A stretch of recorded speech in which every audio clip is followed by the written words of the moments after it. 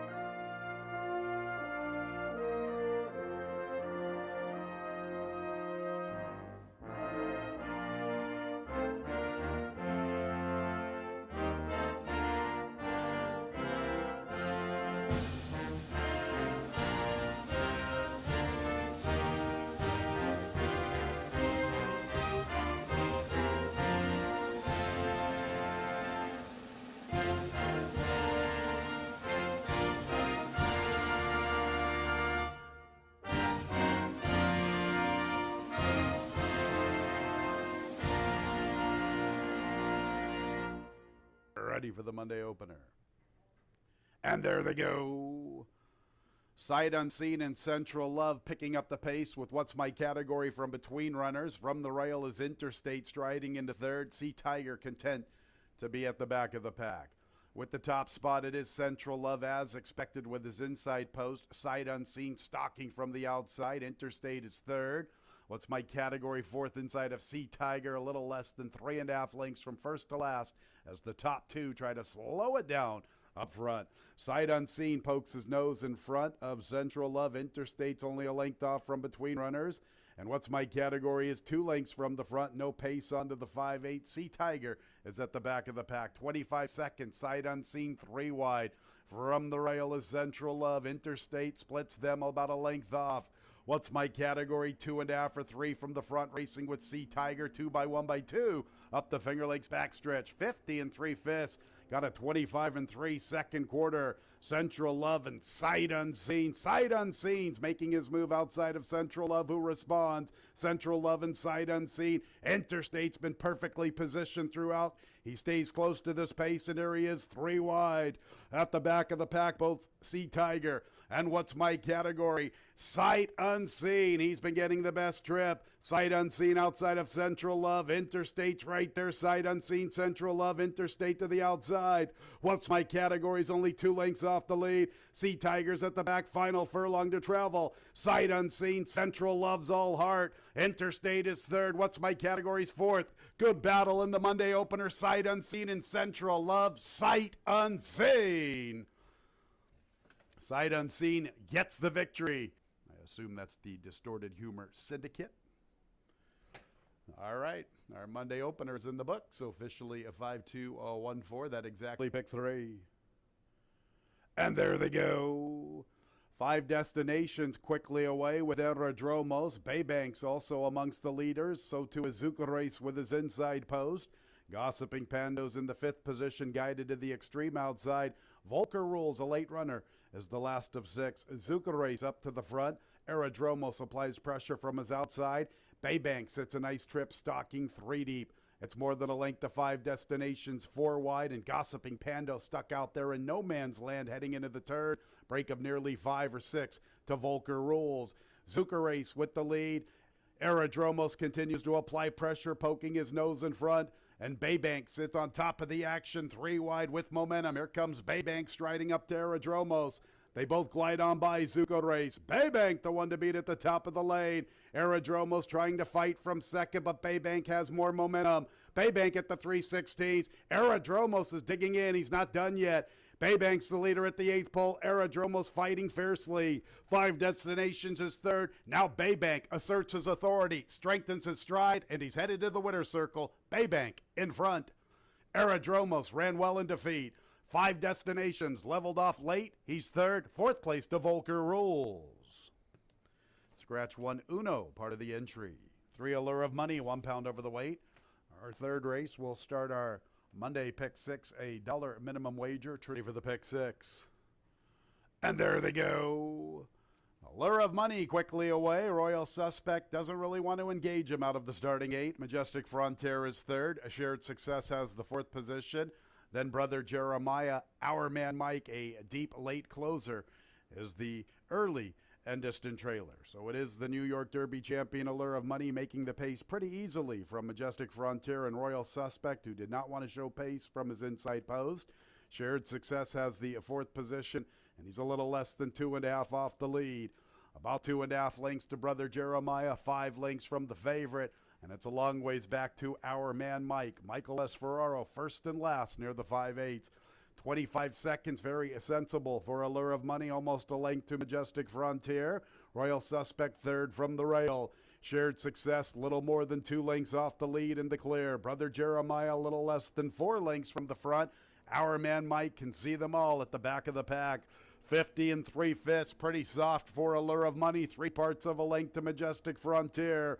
Royal Suspect is third. Shared Success now slides into that spot, launching his charge with Brother Jeremiah. Now they have to quicken.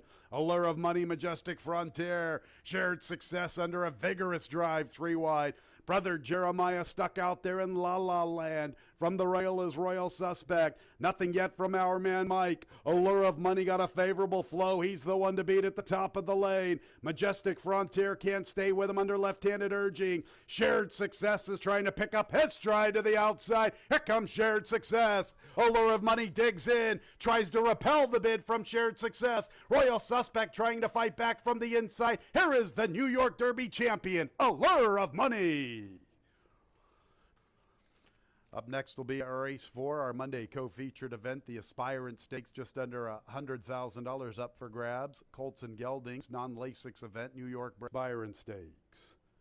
And there they go, and it's a good start for both Tall Paul and Trust Fund. Antonio Avenis wants to go with the leader line from the inside. Can I Get Alone strides into the 4th position. Go Grad is 5th, flanked by Cable Ready. Antonio Avenis taking it right to Tall Paul, and they work with a length and a half to Trust Fund, overseeing the action in the clear. Can I Get Alone is only 3 lengths from the front, heading into the turn, and the 2 debuters are at the back. That's Cable Ready and Go Grad. 22 2/5 for Antonio Avenis in their lead from Tall Paul. Can I Get Alone joins Trust Fund. They have 2 to find at the quarter pole, and the other 2 have a ton of work to do. Antonio Avenis, Tall Paul under a drive. Can I Get Alone looking for somewhere to go? Can he find a crease to cut through? Far outside is Trust Fund. Antonio Avenis, the leader at the 8th pole, and Tall Paul continues to run after him. Here's Can I Get Alone. Trust Fund to the outside. Here comes Can I Get Alone. Can I Get Alone and Trust Fund and Tall Paul. Can I Get Alone? Trust Fund, Tall Paul. Can I Get Alone? You know, Byron Stakes is official. 3-6-4-1 up on the board. The double 3-3, $26. The 3-6 exact at $28.60. 3 Uncle Taco. They're at the post. And there they go. Good start for Support the Cat, but he doesn't want to be part of the pace.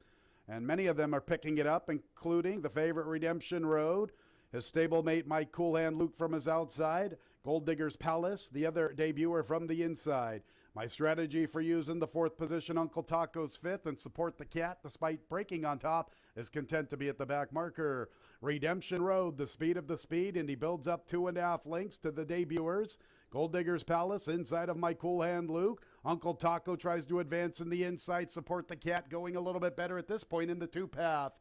And at the back of the pack, my strategy for you, Redemption Road. He's been here before. He has a comfortable lead turning into the lane. Support the Cats into second. Uncle Taco continues to ride the rail. My Cool Hand Luke with a wide journey. Then Gold Digger's Palace. And my strategy for you, Redemption Road. Can he see it through? Here comes Support the Cat to tackle him on the outside. And my Cool Hand Luke's trying to pick up his stride in the center of the racetrack. And Support the Cat's up to the front. My Cool Hand Luke trying to pick it up for his stablemate. And here is my Cool Hand Luke, the other Barrow trainee, to blow it up at 16-1. Tag team racing right. A 5-7-4-3. My Cool Hand Luke will generate some value for the exotics. The 3-5 double, $137, a 5-7 exact.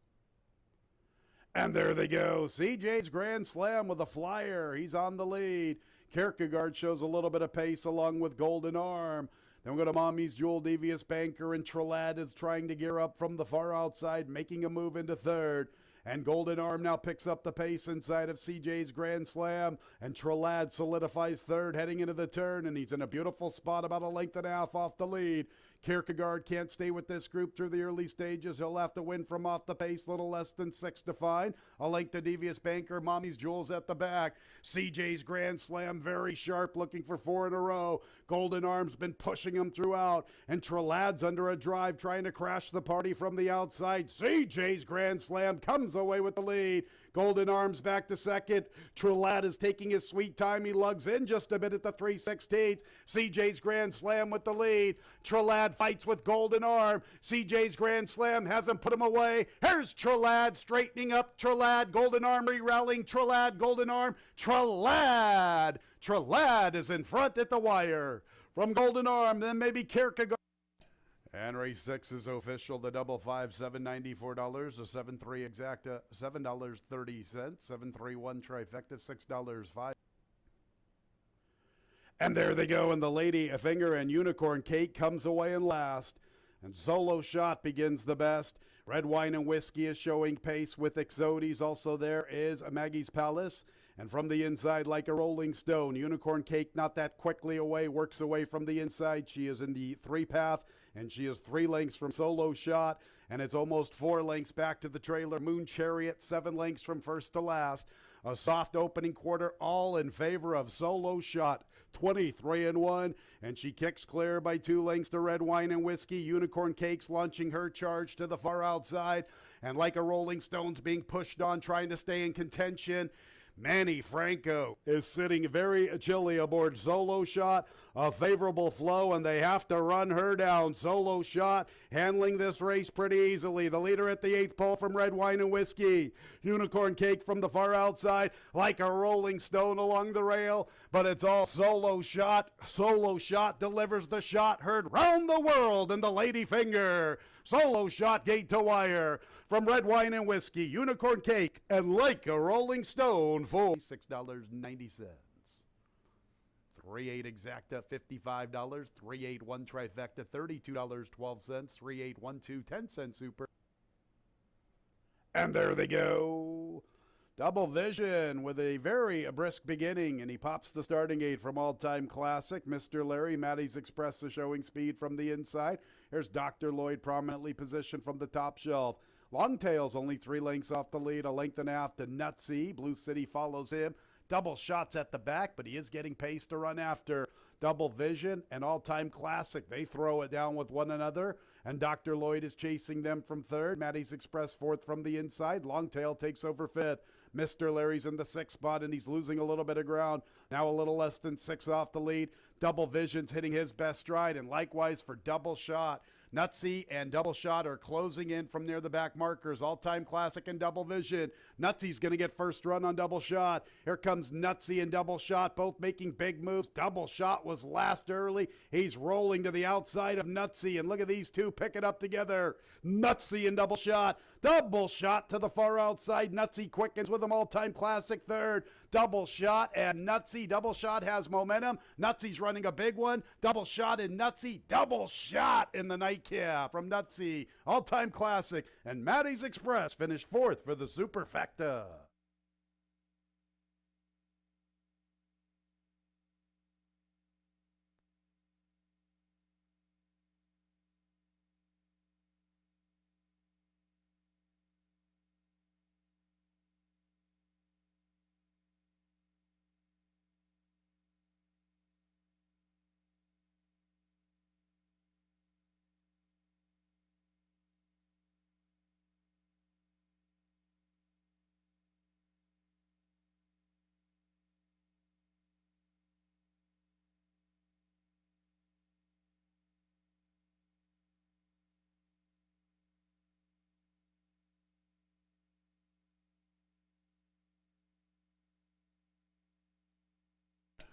Pleasant good afternoon, ladies and gentlemen. Welcome to Finger Lakes Gaming and Racetrack, our Tuesday opener at 1:15, about 46 minutes until race 1. We have 9 races this afternoon, a fast racetrack. Let's get into the changes. Nothing to report for the Tuesday opener, which will start the early double and the early pick 4.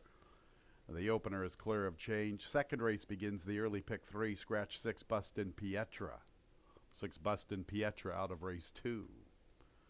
Pick 6 will start in race 3, $1 minimum wager. A traditional style pick 6, no carryover this afternoon. 3, a joyful departure with an additional workout, 21st of September, right here at Finger Lakes 3/8, 37.10 seconds, breezing out of the gate. On to the 4th race, a double and pick 3 opportunity in overweight number 2, Massey Hall, 4 pounds over. Our Tuesday pick 5 gets underway in race 5. Start with the scratch, 7 Cat Glasses Kathy, 7 Cat Glasses Kathy out of the 5th. Carlos Barbosa, new jockey, 8 investment grade. The weight's all good. Barbosa, 8 investment grade. 2 Throwing Stones with an additional workout right here at Finger Lakes, 22nd of September. Fast track that morning, half-mile move, 50.10 seconds, breezing. Our late pick 4 will start in race 6. And we have a ton of scratches, 1, 3, 6, 7, and 8. No show, no trifecta, no superfecta wagering. 1, 3, 6, 7, and 8 all scratch from race 6. The 1 Lieutenant Sam, the 3 Kobe's Legacy, 6 Escape Mission, 7 Smart Storm, and 8 Matt Doyle. 1, 3, 6, 7, and 8 out of race 6 once again. No show, no trifecta, no superfecta wagering. On to the 7th race. Start with the scratch, 1A Solar Zen. Our 7th will start the late pick 3, lose 1A Solar Zen. Stablemate 1 OK Game On picks up Carlos Barbosa.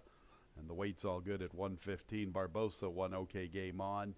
8 Duck Pond Road with an additional workout, 21st of September. Finger Lakes, fast track that morning, 3/8, 38.10 seconds, breezing. Let's go to race 8, which will begin the late double. Start with the scratches 4 and 9. Betty Rubble, the Fabulous Moolah. 4 Betty Rubble, 9 the Fabulous Moolah out of race 8. 3 Twice Smitten has an additional workout. 21st of September, Finger Lakes fast track, 3/8, 35.40 seconds, breezing. And we go to the nightcap.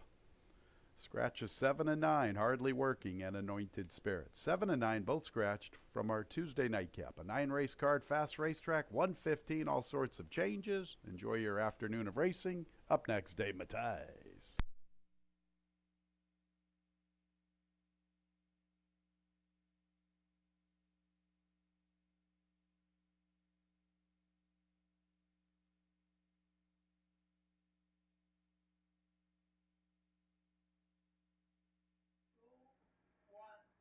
And welcome everybody to Finger Lakes Gaming and Racetrack. I'm Dave Mattias. Going to go over this Tuesday card. Looking back on yesterday, we had our big day. We had the two-year-old stakes races, the Aspirant Stakes and the Lady Finger Stakes. And man, it was especially the Aspirant Stakes. It was one of the best Aspirant stakes that you could say. It's also a tongue twister. But Can I Get a Loan? Got a perfect trip. I mean, you can't say enough about the ride Kendrick Carmouche had. Got a perfect trip. Of the 4 main contenders, that one had it the best, but what an effort for Can I Get a Loan to win the Aspirant Stakes for Jeremiah Engelhart. Got up in a 3-horse photo finish. It was close and it was exciting at the end, but that one got the victory. Congratulations to the connections of Can I Get a Loan. And we had some big names here. We had both the Ortiz brothers, of course, Kendrick Carmouche, the winner. You know, there's a Bob Baffert and a Todd Pletcher horse, both in that Aspirant or Aspirant Stakes, however you want to say it. Solo Shot was the winner of the Lady Finger Stakes. That was the girls' edition of the 2-year-old stakes races. It's trained by George Weaver. Manny Franco just easily guided that one gate to wire. I think the other main contender, trained by Engelhart, got off a step slow, but I don't know if it would have mattered. Solo Shot looked good in victory in the Aspirant Stakes. We also saw Allure of Money, the New York Derby winner, run yesterday as well. That one looked very good in victory. So pretty good card yesterday, a memorable card yesterday. Congratulations to the winners of our 2-year-old stakes races. You know, we got the Futurity coming up in a few weeks. Those are usually the prep races for the Futurity. And we've had a few of the girls win that race. It wasn't that far off as far as the times of the two races. But some big performances in the stakes yesterday. Fast racetrack today. It dried out yesterday. We had all that rain over the weekend, but we got the drying out track. We'll start off in the first race. We got 9 of them today, by the way. That means the pick 5 is the last 5 races of the day. Was that 5, 6, 7, 8, 9? And the pick 4s, of course, it still starts in the first. And then the pick 5, or the pick 6 starts in the third. That doesn't move. The pick 6 still starts in race number 3. That's a $1 pick 6, much like the Naira pick 6 that they do with a $1 play. Okay, 5,000 claimer is the first, never won 3 condition, going a distance of a mile 70. Pretty competitive first race. I did land on the 5 Colton Goes to come back and win. Dropped to the bottom last time and responded to the drop. Now, beat an easier field than this one, but did it pretty handily. So, I mean, the number-wise, it does match up with the rest of the field. It wasn't anything impressive, but this horse came from out of it. I mean, he's been pretty versatile. He actually broke his maiden on the front end. He did get away with an easy walk on the front end, but that was against maiden special weights. He stays at the bottom level, and that puts him right there. And here's the other thing.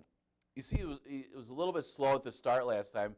He found himself with a lot to do, and he still blew by that field. So I would expect a little different pace scenario today because there isn't a lot of speed in here. I don't think it's working out for Red Hot Lincoln with the aggressive tactics. That one's been going to the front end the last 2 and stopping. So I wouldn't expect that one to be as aggressive today.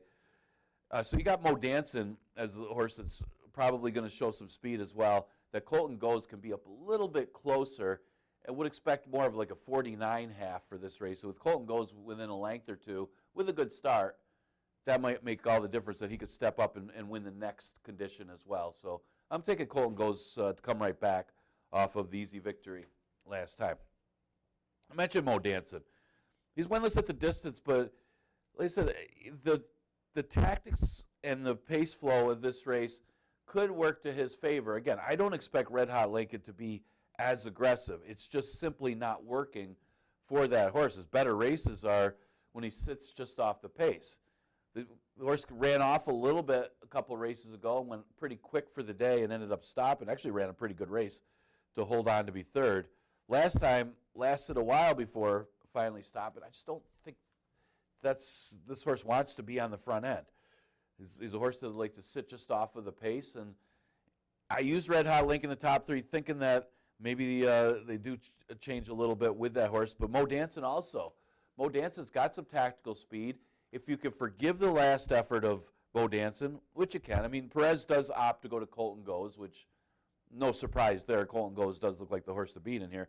But Mo Danson, if you draw a line through the last race where he didn't break all that sharp and he was nowhere near the lead, he's right there. The previous 2 starts are pretty good for Mo Danson. Just missed in this condition the race before. So he's 6-1 morning line. Might be a little overlooked in here. I got him second. Red Hot Lincoln, again, he's been in the race. I mean, he wasn't that far out of it when he did win a 2 lifetime. It was against a much easier group, and he dominated that day. But the other thing was he wasn't as aggressive. I don't think this horse needs to be aggressive to send right to the front end at this mile 70-yard distance. I expect him to be up close, no doubt about it, but maybe more like that 2 lifetime victory for Red Hot Lincoln, and that puts him right there and maybe even in the winner's circle. I will use the 6 8 weeks long to make the super. I mean, he was kind of compromised from the start as well. And he didn't really have a great trip last time.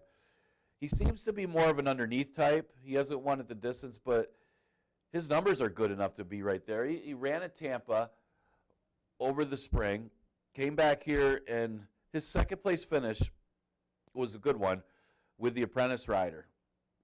Stayed with the Apprentice last time with Barbosa, but again, maybe the start had something to do with him just running evenly. Maybe if he gets into the race a little bit where he breaks well enough and gets position, he can make that late run and be a big factor in here. I don't want to take 5-2 morning line on the horse, but you got to use them. 5-3-1-6 for me in the first race. Okay, second race. Scratch the 6, Bustin Pietre, who figured to be the favorite in that race, even though they got him 3-1. He would have been awfully tough. It really benefits, I mean, it doesn't benefit him pace-wise, but as far as competition, Major Spin, with a better start, a better trip, looks like the winner. He should have won last time. You won't see a horse with worse racing luck than Major Spin last time. Let's face it, he was best. But as many players know, the best horse doesn't always win. You still got to run the race, you still got to get the trip, and you got to get to that wire first. And that was the issue with Major Spin. He had some trouble in the race, wasn't that sharp early, and should have won. It's that simple. Today, if he gets out, no excuses today. There's other speed in the race, but I think this horse, just as long as he gets out there with the other speed, he's going to be okay against this group. I mean, the big threat to me was Mass Appeal or Knight of the Crown. Those are the two main contenders to Major Spin. Mass Appeal's 5-1, and Mass Appeal, as the comment said, he did hang. If you watch the race, he did hang a little bit. He's right in contention. Looks like he's got a chance to win the race. As Drosseldian looked like he was tiring a little bit. Mass Appeal hung a little bit. And I think he wants to be more into the race, and I think that's why. You see, some of his earlier victories in his career, he's been with the early pace. He's not really a horse to sit back and make a run, but it still works for him, and he still ran well last time, and I'd expect him to have the same type of tactics, stalk and then make a run. And Mass Appeal should be right there, and he's 5-1. I mean, that's the horse plays. Knight of the Crown also plays.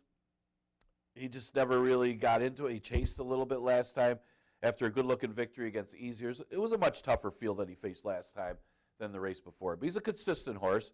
Never been worse than fourth over the last 5 or 6 starts, and hard to see him not there today. And he's a win threat in this race. How do you use somebody for fourth? And, Dr. Cerfolio took advantage of nobody going to the front end last time and one gate to wire. Nobody wanted the lead. I'll take it, one. I don't know if that's going to happen again for him. Last minute Mario's a really tricky read here for Carlo Callahan, who's a trial lad, looked really good yesterday. Another win for trial lad, by the way. But this was a tricky read. He's turning back in distance.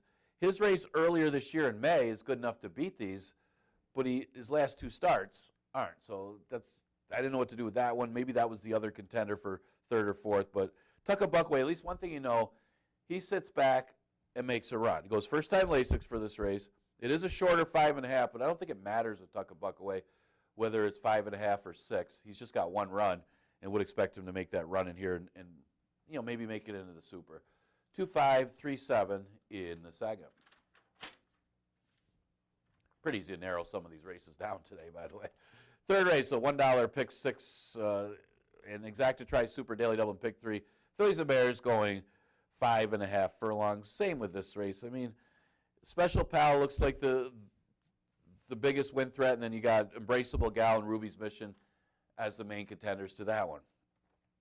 That's what it is. I mean, Special Pal goes first time Lasix, ran good first time out. I mean, it wasn't the strongest of maiden fields that she was up against, but you got to think that she's going to improve second time out. I mean, Chris Engelhart, top trainer at the track, he's known more for horses that have run a little bit, and that's where his winning percentages are, not so much with first-time starters. So looking at it that way, Special Pal more likely to improve here off of that first career start, goes to John Davila, and goes first-time Lasix. A lot to like with Special Pal. And here's the thing. I mean, you got to think whip-lasting speed is going to be the speed of the race here at 5.5. Special Pal was close enough last time with those fractions that he should be right on the flank of whip-lasting speed with the same kind of speed. So it depends on if he keeps whip-lasting speed in the race. Looks like she's going to get first run on Ruby's Mission and Embraceable Gal regardless. And I use Embraceable Gal for a second. She's a tricky one too because she's turning back in distance. She's bred more for a little more distance. The Dams I have to Judy Soto is a multiple stakes winner. And yeah, the distance is the question for Embraceable Gal. She really shortens up here to 5.5. But if she can work out a trip where she's in the race early behind with lasting speed and maybe Special Pal being aggressive, Maybe she could get a trip and pass them both. She's the main threat, I thought. Ruby's Mission hasn't shown me enough that she's better than Special Pal as far as her numbers. She does go outside to inside, from 11 post to the rail, and that's a big thing here at Finger Lakes. When you get these conditions where not much separates the horses, you're more likely to save some ground than you are from that outside position. And yeah, when a length or two separates horses, that equals out to a length or two, whether you get the wide trip or able to save ground with a better trip. So I'm going to go the 5-2-1. And I use Wit Lasting Speed for fourth over the Firster, because the Firster is more bred for the route, but Wit Lasting Speed looks to be the speed, and it all depends on if Special Pal keeps her in the race or not. If she goes after her early, she may not get a share. Fourth race is 11-9 Claimer. Horse have not won a race since a date or never won 4 races. Goes a distance of 6 furlongs. Here's where I took a shot.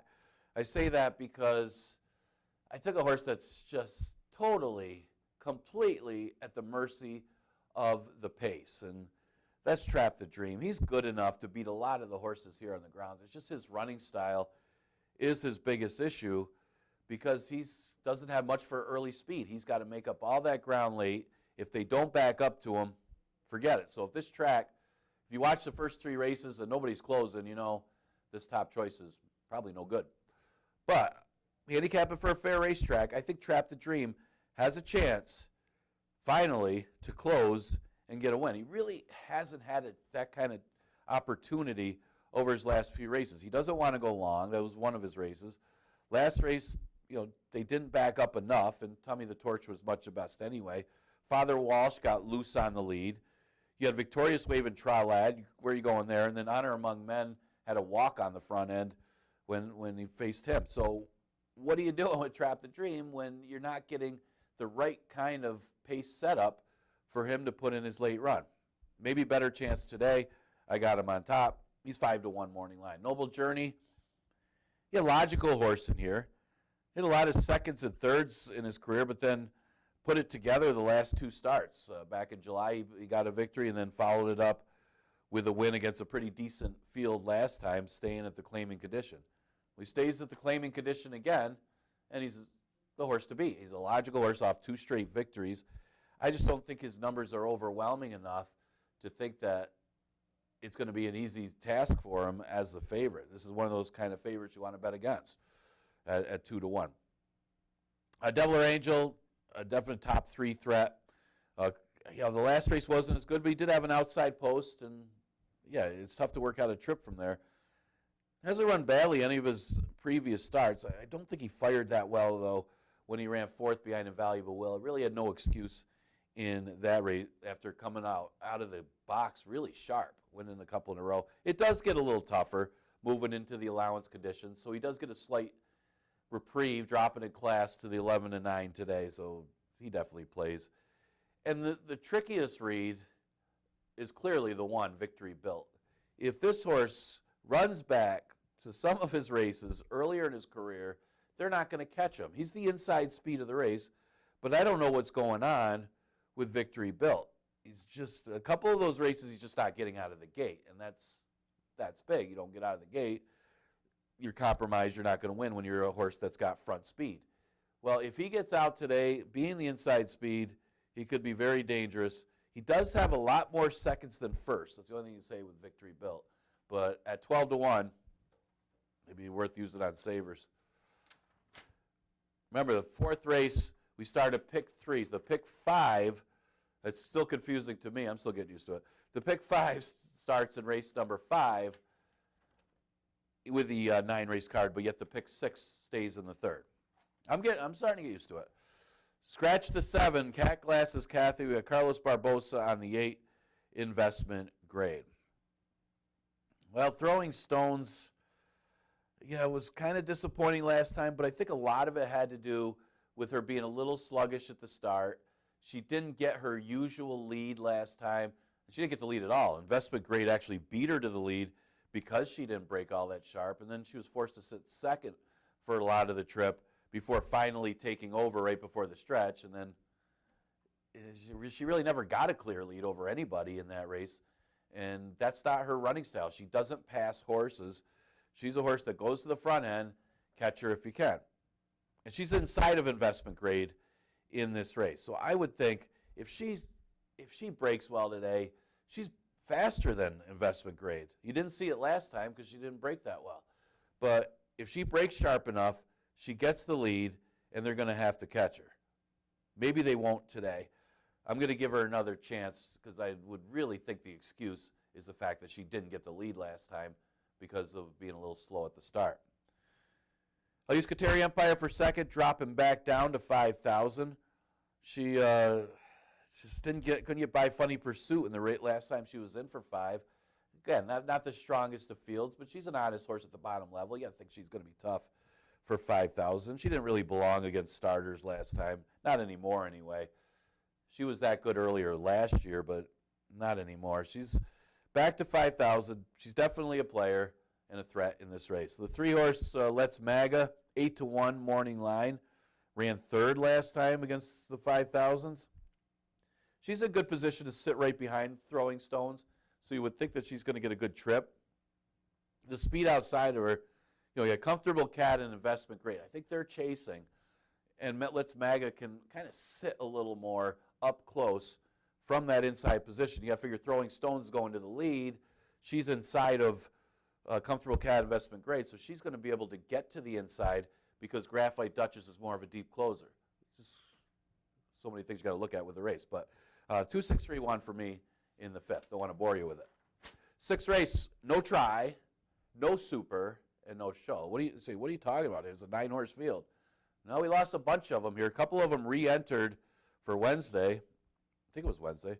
But made the race easier. I mean, you had a bunch of drop-downs in here that figured to run 1-2. And, well, not going to happen now. Scratch Lieutenant Sam, Kobe's Legacy, Escape Mission, Spark Storm, Matt Doyle. So no try, no super, no show.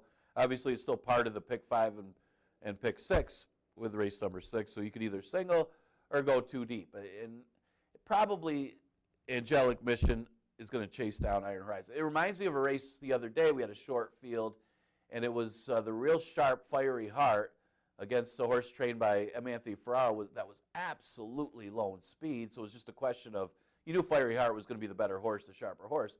It was just a question of, could he chase down the other one with the slow fractions? Well, it's the same type of scenario here. You got the lone speed of Iron Horizon, and of course at a lower level at 5,000. You get the lone speed of Iron Horizon, and Angelic Mission dropping in class looks like the best horse in the race. And you got to think that he's going to chase her down, and I would think so. I don't think Thundering March, with the lack of pace in here, is going to. He's way too far back. 8 Sunset Drive didn't beat much last time. I don't know if he can chase him down either. The Angelic Mission looks like the one that's got the best chance to win here. He's going to be a short price, so it's not like I'm going out on a limb. It's just, but if somebody is going to upset Angelic Mission, you probably got to think Iron Horizon is going to control the pace. It's just a question: is he good enough to hold off Angelic Mission? Not much else to really talk about there. That's how the race complexion goes. 7th race, scratch the 1A, Solar Zen, Barbosa on the 1. Okay, game on.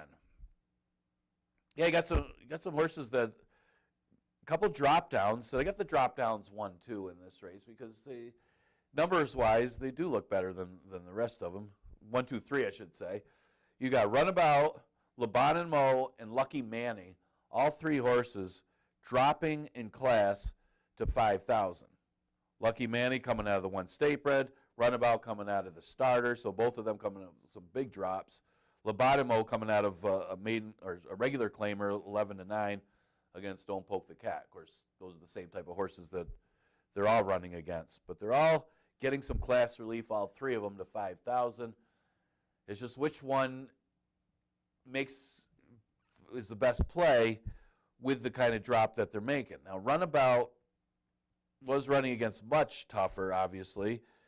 Moved to the starter here, was eligible for the starter, ran 3rd to Royal Suspect, and it was not a bad race. Only got beat 3 lengths to Royal Suspect. Royal Suspect running a good race yesterday, running right behind a much the best winner, who was the New York Derby winner. Nothing wrong with that race.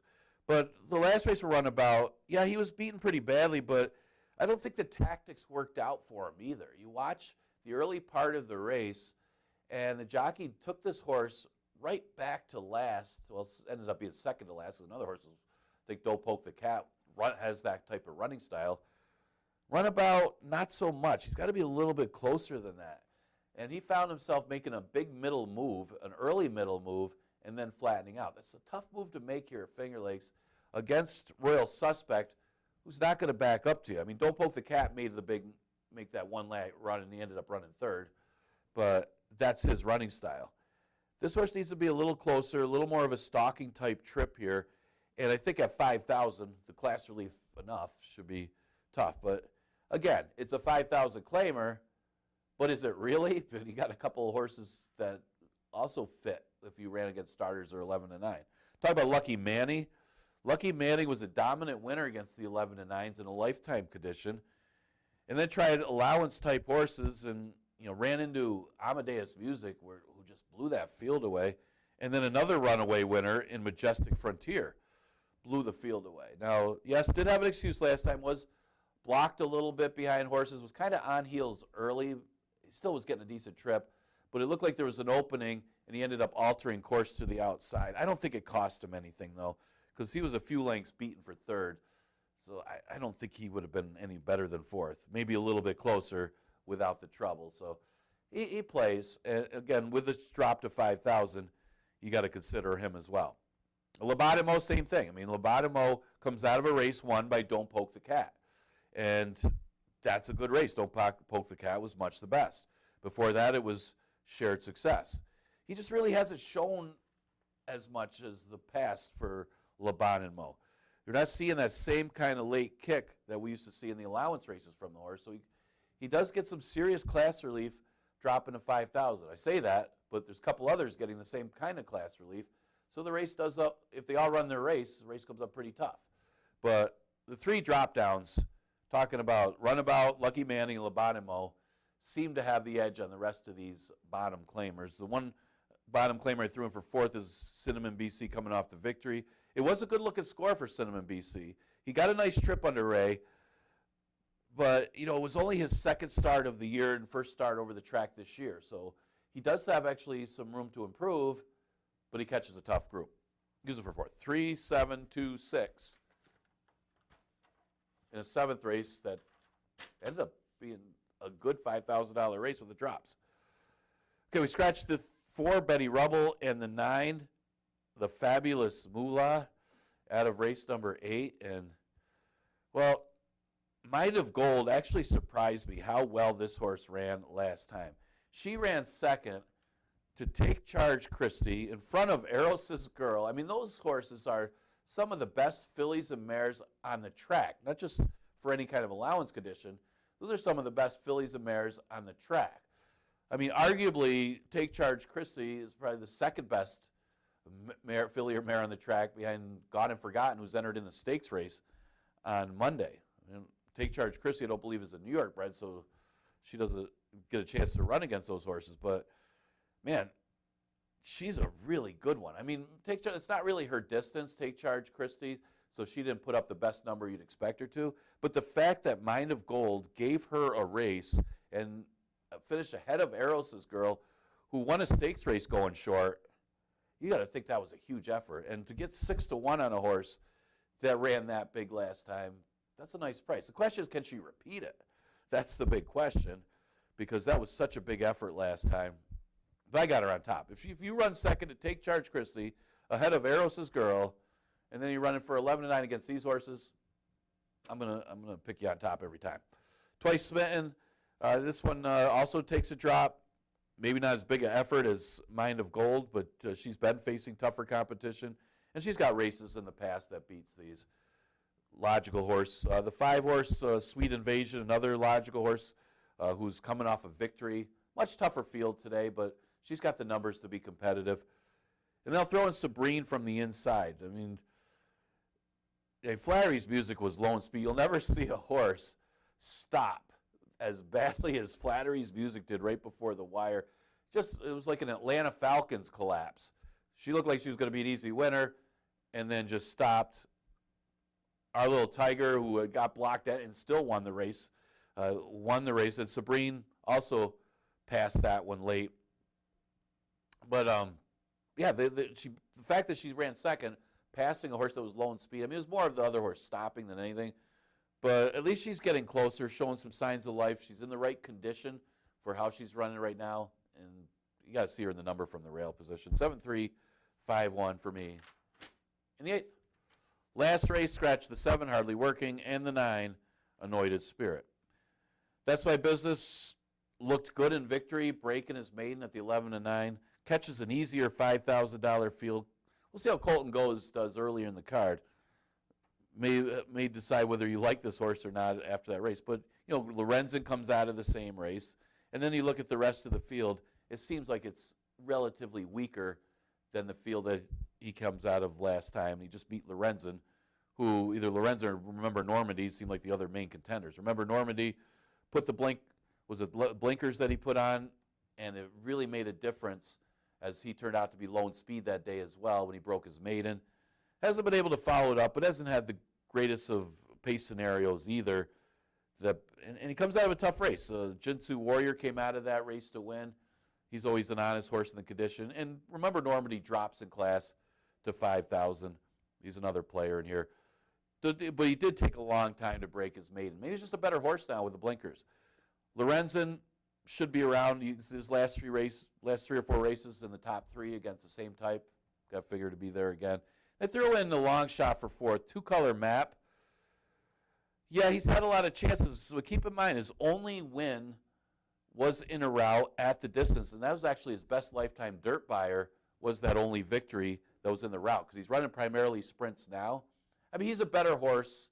You look at the breeding and you look at his numbers, the race he ran on synthetic is his best race. So he's a better horse on synthetic. But I also think he might be a better route dirt horse than a sprint dirt horse, which might make him a little bit of an upset chance in the last race. Exacta Try and Super there in the 9th. We do scratch hardly working, annoyed spirit. I went with the 5-3, 2-10. And good luck with your picks today. Pick 5 starting in the 5th. Remember, 9 races today. Pick 6 starting in the 3rd. We continue live racing Monday through Wednesday. So next live day will be tomorrow with that 1:15 first post. I'll see you then.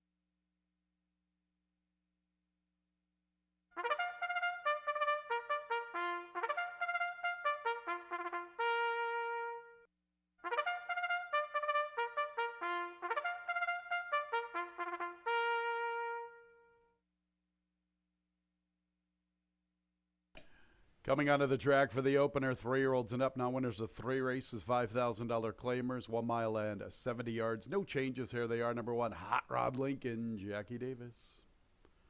Stablemate 1A bench walk, Joel Cruz, 9-5 for the Nerca Huertas duo. Nerca Huertas on to the 2, a Macho Real, Cabercoa. 3 is Mo Danson, Emmanuel Di Diego. 4 is Oliver with a Twist, Jose Baez. 5 is Colton Goes, gunning for 2 in a row, Louis Perez, also 9-5 in the wagering. His stablemate is the 6, 8 weeks long, Carlos Barbosa. And Anthony Ferraro conditioning 5 and 6. And 7 is March Madness Party with Stephen Fred. Field of 8 with 7 wagering interest, Fast Racetrack. 9 races this afternoon. Race 1 starts the early double and the early pick 4.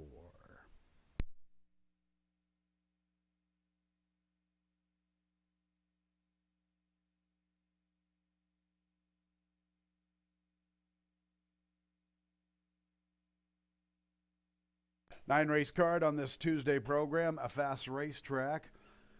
M. Anthony Ferraro seems to have a pretty good stranglehold of our Tuesday opener with both the 6, 8 weeks long, and the 5, Colton Goes.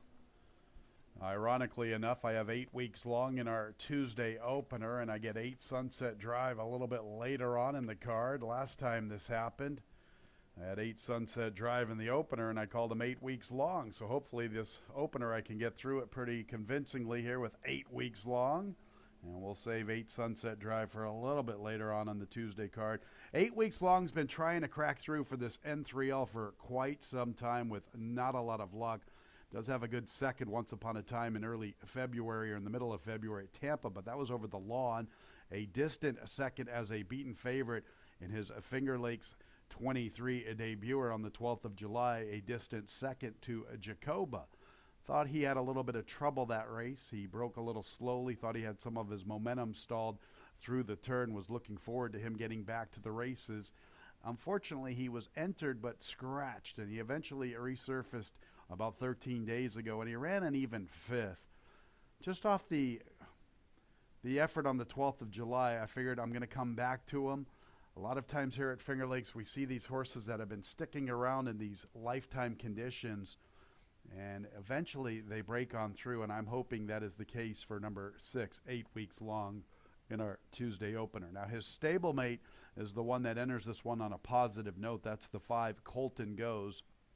If I was handicapping any other part of the country, Colton Goes would be my top pick, especially growing up in Northern California. You will see horses in California go through their N2Ls and N3Ls pretty rapidly.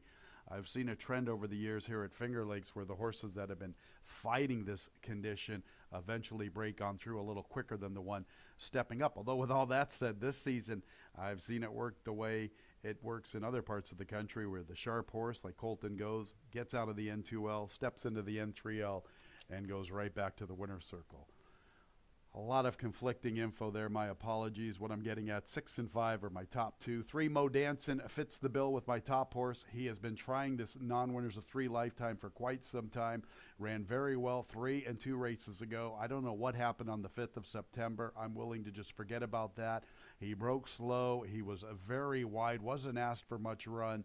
Going to come right back with him for 3rd. And then you get the 1, Hot Rod Lincoln, who looked excellent when winning on the 21st of August. Interestingly enough, he rated that afternoon, and his 2 subsequent starts, he's been kind of quarter-horsed with a run-and-gun type of tactics. I'd like to see him if he could sit a little trip. Not sure what's going on with him, why he's trying to change his running style. Perhaps it's just the horse himself. Got that taste of victory, running off strongly from the half-mile home that day on the 21st of August. And he said, hey, you know what? I like being out here footloose and fancy-free. And now all of a sudden he's reverted to those front-running tactics. 6-5-3-1 or Ace 1 on a 9-race card here at Finger Lakes Gaming and Racetrack.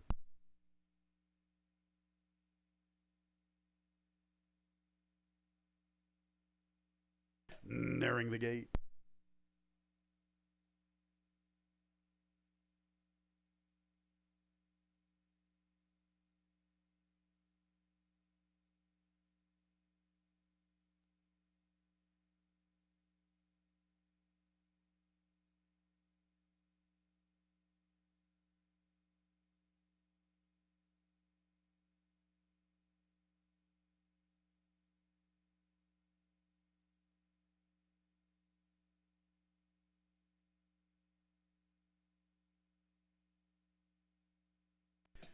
It's post time for the Tuesday opener, a field of 8 with 7 wagering interests. Number 5, Colton Goes is 6-5. His stablemate 6, 8 weeks long, 2-1, 5-2 for the Nerca Huertas duo, Hot Rod Lincoln and Benchwalk.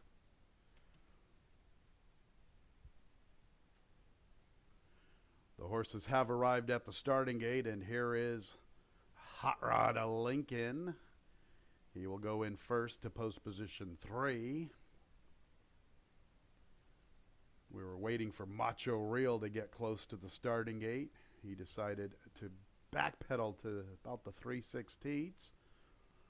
He finally was collared in, and he has been brought up to the starting gate, ready to load him to post position 1, or perhaps March Madness Party. Here's March Madness Party. He will be the second one to load, one from the outside. Colton Goes, 6-5 favorite. Here's Macho Real. Mo Danson will be next.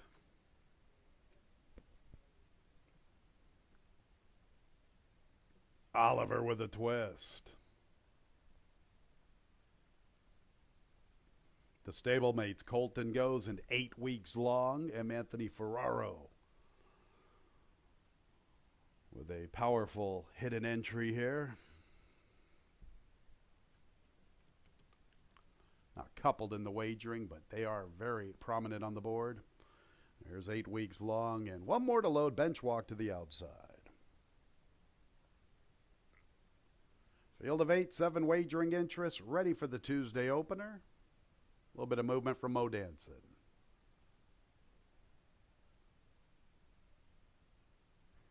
And there they go. Pretty good start for all. Showing some pace is Hot Rod Lincoln with Oliver with a Twist. March Madness Party joins the leader line. Far outside is Benchwalk. Mo Danson's 5th along the inside. Colton Goes to his outside, then stablemate. 8 weeks long, and at the back of the pack is late running a Macho Real. Hot Rod Lincoln gunning for that top spot. Oliver with a Twist is up close with March Madness Party. Mo Danson vies for the 4th spot. He's along the inside of Benchwalk. 8 weeks long's in the clear, a little less than 5 off the lead, almost half a length or so to Colton Goes, biding his time. Second last, Macho Real content to be the early trailer. At the 5/8, Hot Rod Lincoln with a 25-second opening quarter leads by more than a length to March Madness Party. Benchwalk's eager to go and tackle his stablemate in the clear, 3 deep. Oliver with a Twist saves ground. Mo Danson from between runners, 8 weeks long in the clear, 3 deep, and he's 3 lengths from the front, and he's about 3 lengths from his stablemate Colton Goes, who's picking up his best stride. Nothing yet from Macho Real. And here's a Benchwalk.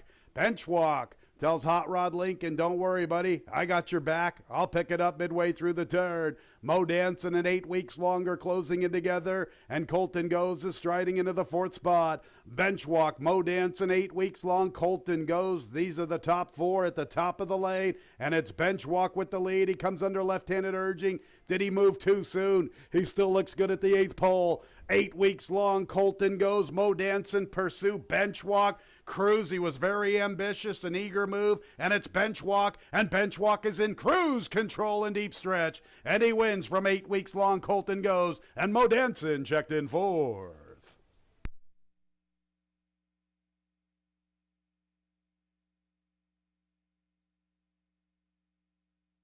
How about that, fans? Hot Rod Lincoln making the pace. Joel Cruz said, stablemate Benchwalk, it's time to go.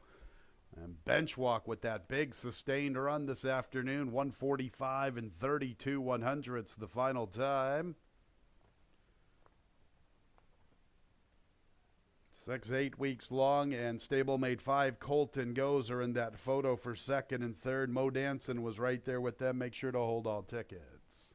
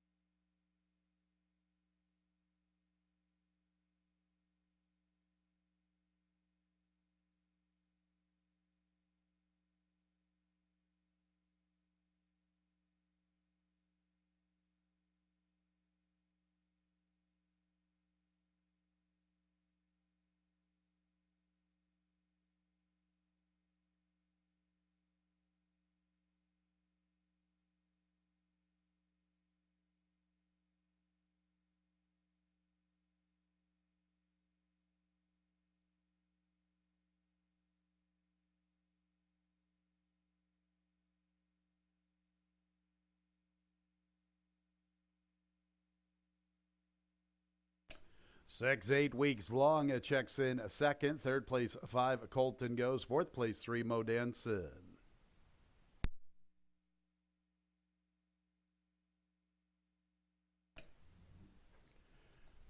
Benchwalk, a 4-year-old Abe colt by Bernardini out of the Adam Rosessa. Owned and trained by Nurka Huertas, winning jockey Joe Cruz. Winner was bred in New York by Edition Farm and Godolphin.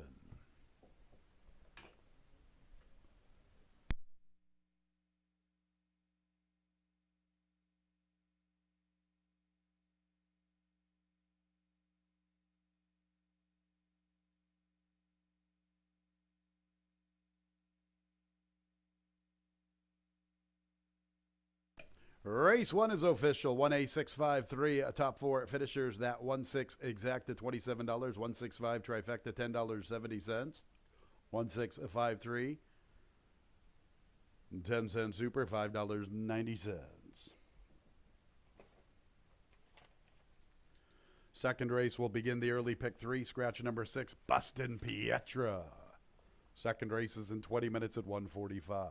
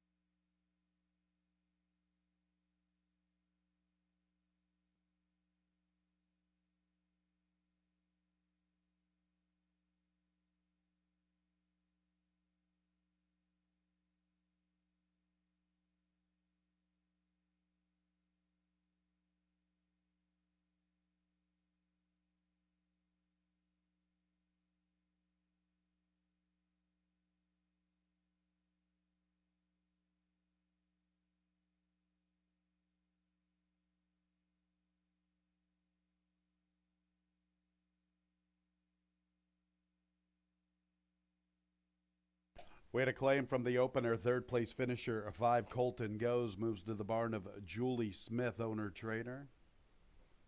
A claim in our Tuesday opener. Third place finisher, 5 Colton Goes, moves to the barn of Julie Smith, owner trainer.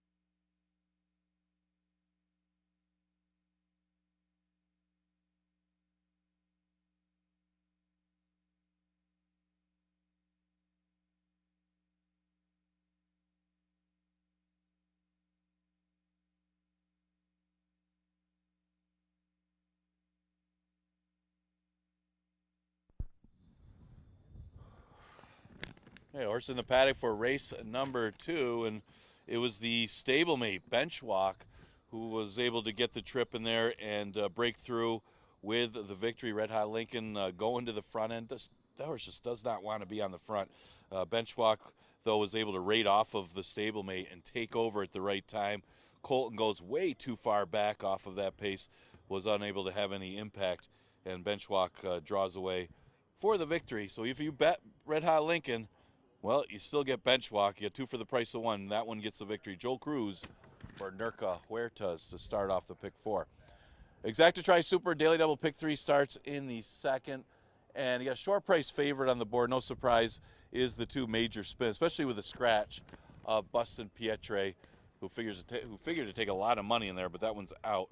Well, one thing you say about Major Spin as a favorite, though, and where you got to proceed with caution, the last 6 starts for this horse, it's been a beaten favorite. It's only won 1 of them, and that's concerning. That's going back to the Aqueduct races. But, you know, one of the things you could say is he had a lot of trouble last time, and he's got a big excuse. He was best in that last race. Should have won. Of course, should have doesn't get you paid for the victory, and he's got to seal the deal this time. If he breaks well, goes right to the front end from that 2 posts, and he'll be awfully tough at a short price. The 5 Mass Appeal, probably the biggest threat. He did hang a little bit last time, was in contention, looked like he was going to make a run at Drossel Diem, and actually a stablemate All-Time Classic was the one who passed him late. All-Time Classic actually came back to win out of that race. So it was still a good effort by Mass Appeal, dropping in for 5,000. He stays at the 5,000 level, and he's a threat in here. And he's right now at odds of 6-1. The other horse I thought might be a threat would be the 3 Knight of the Crown. He won at the 2 lifetime level when dropping from the 11-9 level. And then last time comes out of the same race as Mass Appeal. They actually bet him down to be the favorite in that race and just didn't fire the type of race that you'd expect him to. Got caught chasing and then fading. Same type of trip he's going to get here, right behind Major Spin. Maybe he could run a little better and be a factor in here. He's definitely a threat, especially if Major Spin gets in the kind of trouble he got in last time. Of course, got bothered too. Exact to try Super Daily Double and pick 3 starts in race number 2. Again, we scratched the 6, Bustin' Pietre.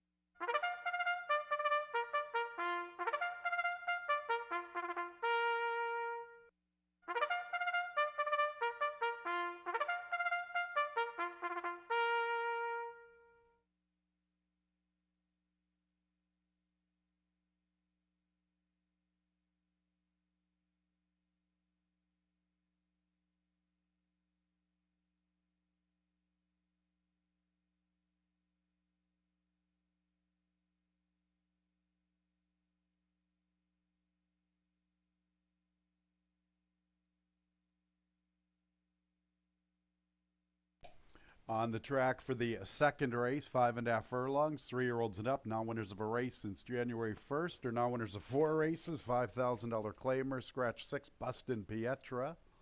Our second race will begin the early pick 3 post time in a couple of minutes. Here's the field number 1, last minute, Mario, Anthony Salgado. To his major spin, Heeman Harkey, big favorite 4-5. 3 is Knight of the Crown, Nazario Alvarado. Next will be the 4, Dr. Serfolio, Cabercoa. 5 is Mass Appeal with Kevin Navarro. He leads the field with 9 career scores. Scratch the 6 onto the 7. Tuck a buck away, Michael Davila Jr. A field of 6 in race 2. Post time coming up in a couple of minutes.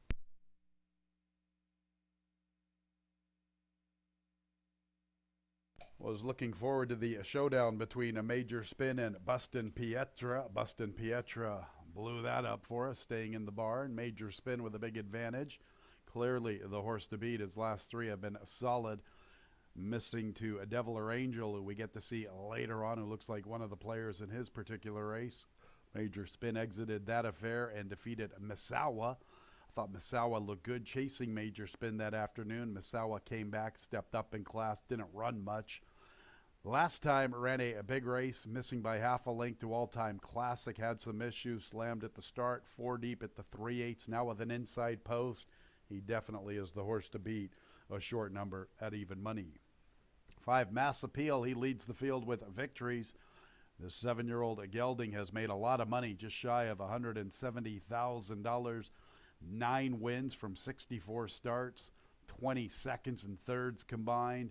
Last time out against Drossel Diem, he ran very well, and there is the horse that defeated Major Spin, All-Time Classic. So Mass Appeal comes out of that same race.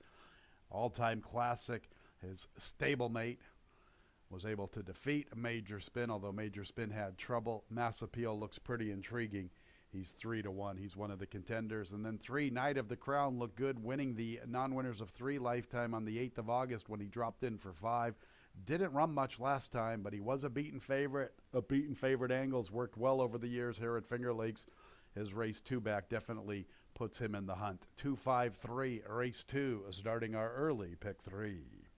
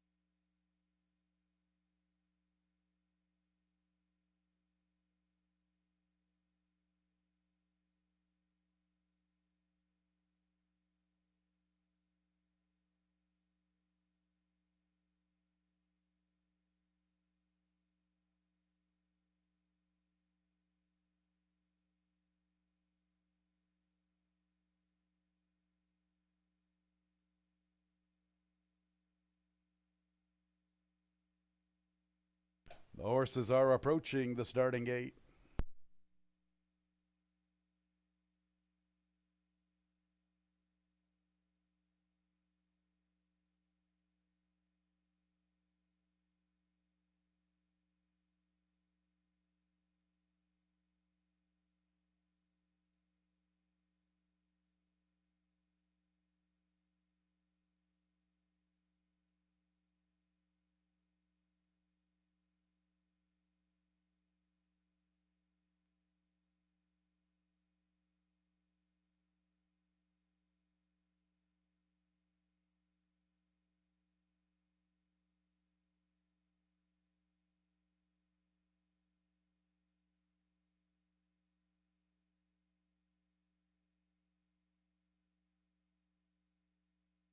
It's post time for the second race. Two major spins, the big favorite, 4 to 5. 5 mass appeals, the second choice. Last minute Mario is in, joined by the favorite major spin. Here's Knight of the Crown. Next will be Dr. Serfolio.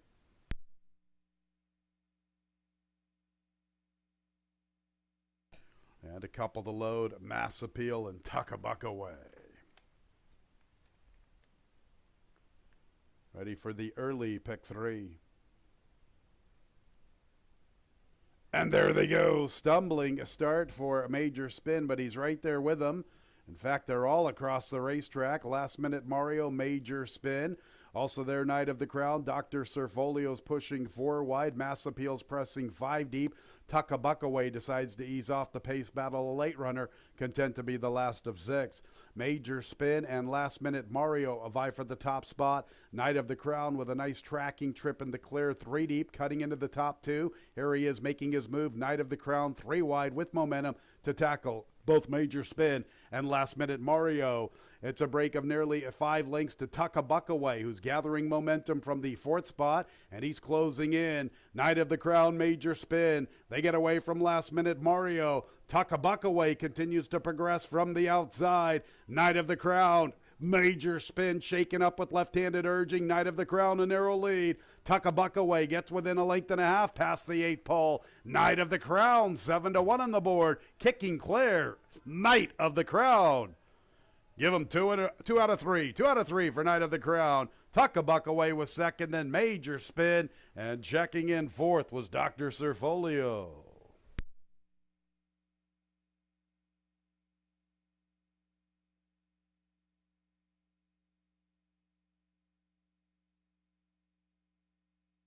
One minute 6 and 24 100ths. Good price for 3, Knight of the Crown. He looked good winning 2 back, a beaten favorite recently. He rewards his believers, a 7 to 1 on the board. A nice price, number 3, Knight of the Crown. 7, Tuck a Buck Away outruns his odds. He's second. 3rd place to the 2, major spin. And 4th place to the 4, Dr. Serfolio. 3724. Here are the numbers. Please hold all tickets.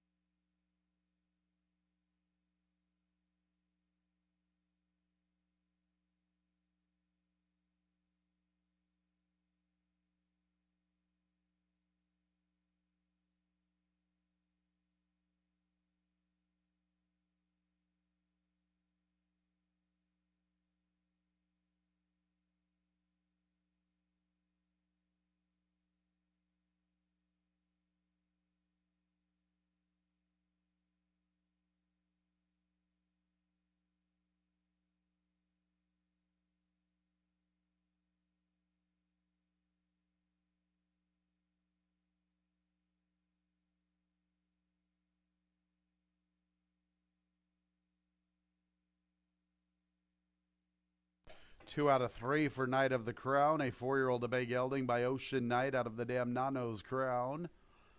Owned by Linda Dixon and Hector Alejandro. Linda is the winning trainer. The winning jockey is Nazario Alvarado. A Florida-bred Knight of the Crown, bred by Martin and Emily Goodell.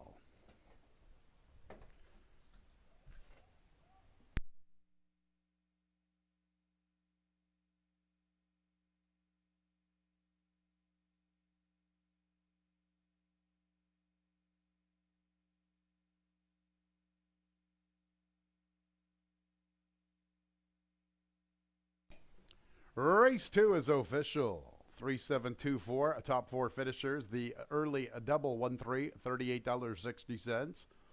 3-7 exacta, $130. 3-7-2 trifecta, $96.87. 10-cent super, 3-7-2-4, $80.95. Race 3 will start our Tuesday pick 6. Number 3, Joyful Departure, has an additional workout 21st of September here at Finger Lakes. Fast track, 3/8, 37.10 seconds breezing out of the gate. No carryover this afternoon. $1 minimum wager, traditional style pick 6. Other changes in the sequence. Race 5, scratch 7, cat glasses Kathy. 8, investment grade, make the jockey Carlos Barbosa. The weight's good. Race 6 is the one that went to shambles. Scratches 1, 3, 6, 7, and 8. 1, 3, 6, 7, and 8. All scratch from race 6. 7th race, scratch 1A, Solar Zen. 1 OK game on, make the jockey Carlos Barbosa. And in the 8th race, scratches 4, Betty Rubble, and 9, the Fabulous Moolah. All sorts of changes in our Tuesday pick 6. 20 minutes away at 2:14.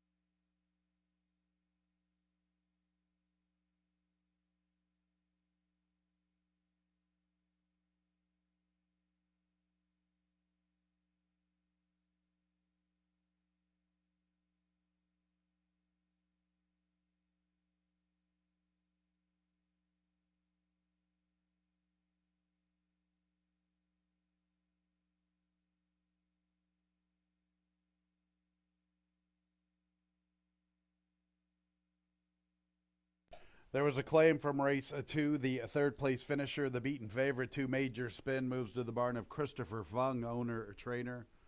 2 major spin, third place finisher claimed out of race 2, moving to the barn of Christopher Fung, owner trainer.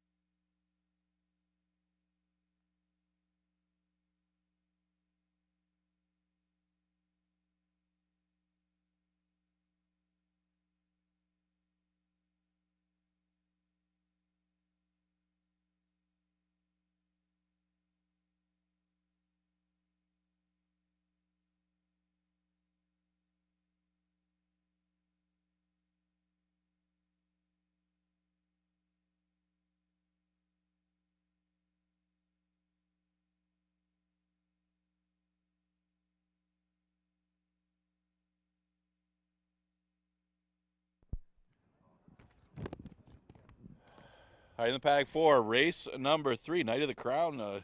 Some value there as the horse went off a good price. It was one of the players there, but for sure. But Naz Alvarado guided that one to the victory for Dixon. As we go to the third, remember we start the $1 pick 6, even when the 9-race card starts and stays in race number 3. It goes a distance of 5.5 furlongs. Right now the favorite on the board is the 5 Special Pal. No surprise there. Good first race. As in her debut, she ran a solid second, only got beat a neck in that race. Wasn't the strongest of maiden special weight fields, but considering it was her first career start, that was a strong effort. And now she shortens up to 5.5 and adds Lasix for her second career start. And John Davila Jr. opts to ride here as well. So Special Pal, lot to like on this one, and she's at odds of 6-5. New face in there is the 2 Embraceable Gal.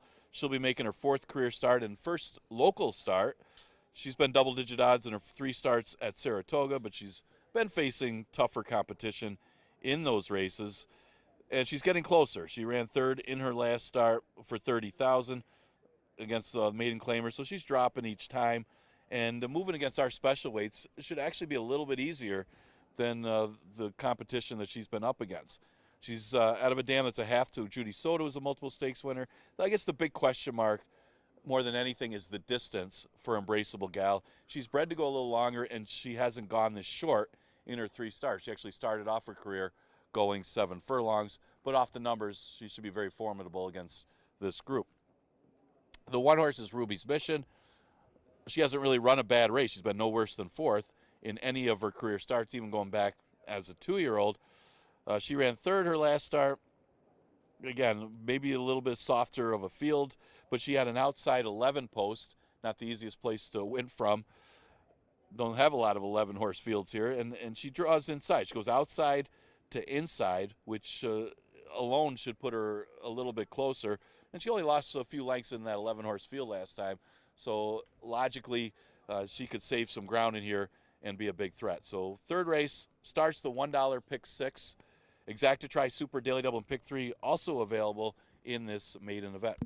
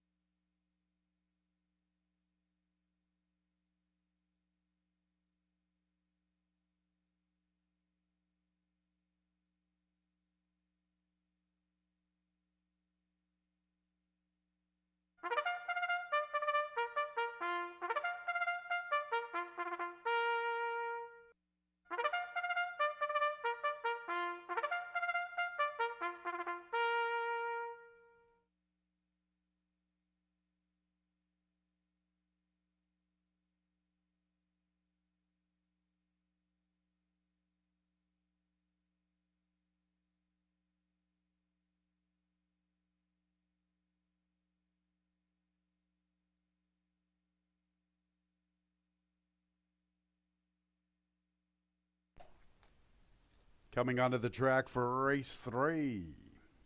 A field of 6, 5 fillies, a 1 mare, maiden special weights, a 5.5 furlong sprint, 3 joyful departure with an additional workout 21st of September here at Finger Lakes Fast Track, 3/8, 37.10 seconds, breezing out of the gate. Third race starts the pick 6. Here's the Group 1 Ruby's Mission, Emmanuel Di Diego. Next will be number 2, Embraceable Gal, Kevin Navarro. 3 is the Lone Debutante, Joyful Departure, Nazario Alvarado, looking for back-to-back victories. 4 is With Lasting Speed. She is the lone mare. She has the services of Rafael Rojina Jr. Favoritism with 5, Special Pal, John Davila Jr. And 6 is Rose in the Sky. Joel Cruz, looking for another winner, captured our Tuesday opener aboard Bench Walk. Pick 6 in a little more than 4 minutes. 2:14 is the scheduled post time. Pick 6 time on our Tuesday card. The favorite 5, Special Pal, tipped Hermit that she has some ability with that good-looking debut run. 12th of September, fast closing second, missing by a neck to Mummy Joe Dreams. And she was half a length in front of With Lasting Speed. Now the pace was favorable for With Lasting Speed, 22-4, 46-4. And she could not see it through. She ended up third. Still, that was a very good race for With Lasting Speed, and it should be noted that was her first race with a Lasix. Both Special Pal and Rose in the Sky are getting a Lasix for their second career start. Special Pal should improve. Her good-looking debut run, I'll make her my top pick. John Davila Jr. aboard, a short price at 6-5. After that, I looked at the inside two, the 1 Ruby's Mission, the most experienced maiden in this affair. She will, or the second most experienced maiden, the mare With Lasting Speeds, making her 10th career start. Ruby's Mission making her 8th career appearance. Lots of good races this year. Her last 4 have been very good with 3/3 and that good second to Star's Delight. 2 of her last 3 races, she has been the beaten favorite. She gets a much better post this afternoon. She was stuck out there in no man's land from the very beginning on the 29th of August, drawing post position 11 in a field of 11. She'll benefit with an inside trip, and she's good price on the board, that's for sure. 3-1. Thought some of her races 2 and 3 back would stamp her as a big-time contender here. If you're looking to get away from Special Pal, Ruby's Mission with this big post position switch is probably the one to look at. 2 Embraceable Gal comes to us here at Finger Lakes for the first time. She's had 3 races to start her career, all at the Salty Saratoga season. Nothing in her debut run. And off the turf on the 4th of August, a decent effort showing pace. Her 3rd career start was her best start. At least it earned her a placing, finishing a distant 3rd. She did have wide posts in her last 2, and like Ruby's Mission, will benefit with an inside trip. Embraceable Gal getting lots of tote support at 5-2. 5-1-2 for me here in race 3, starting our Tuesday pick 6.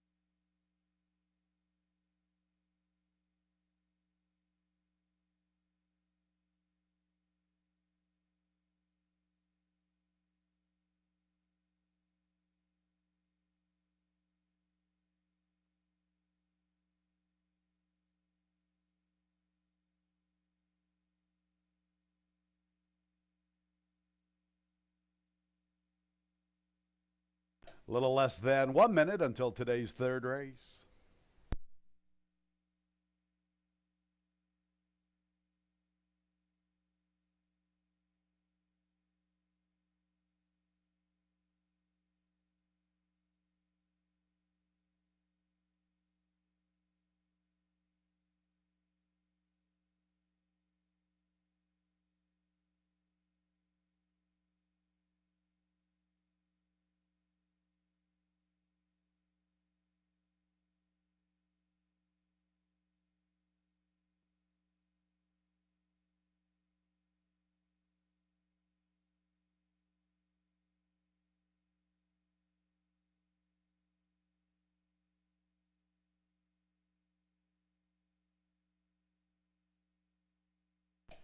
It's post time for the third race, field of 6, 5 fillies, 1 mare, big favorite 5, Special Pal 4 to 5.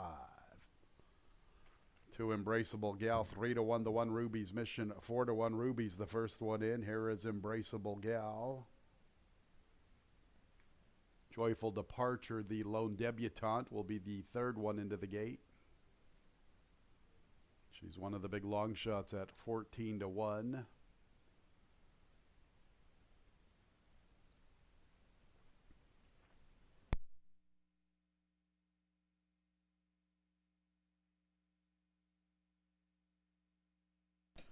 Nazario Alvarado dismounts for the loading process. And here is Joyful Departure moving forward. With Lasting Speed, the lone mare.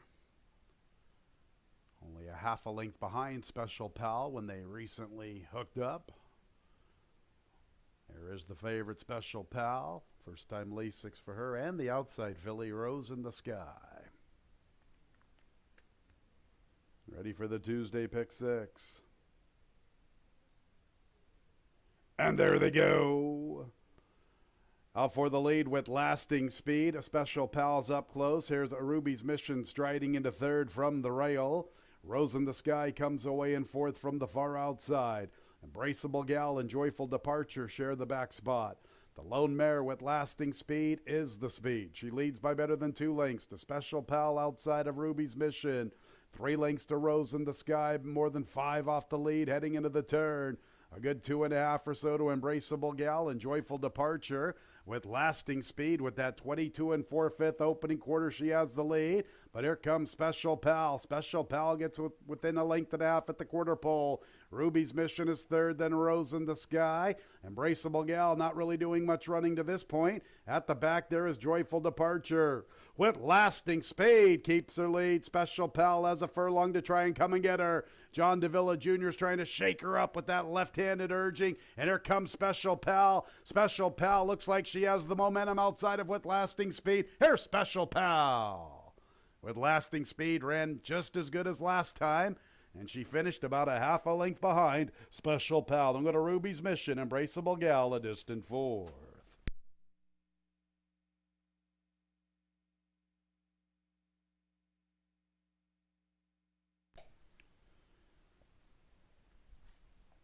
Even money for Special Pal. Took her a while to reel in With Lasting Speed. Somewhat similar to the 12th of September affair. 5 Special Pal at even money, the unofficial winner. The lone mare 4 With Lasting Speed, almost getting it done. Third place 1 Ruby's Mission. Fourth place 2 Embraceable Gal. The final time 1 minute 6 and 23 100ths. Kindly retain all mutual tickets until results have been declared official.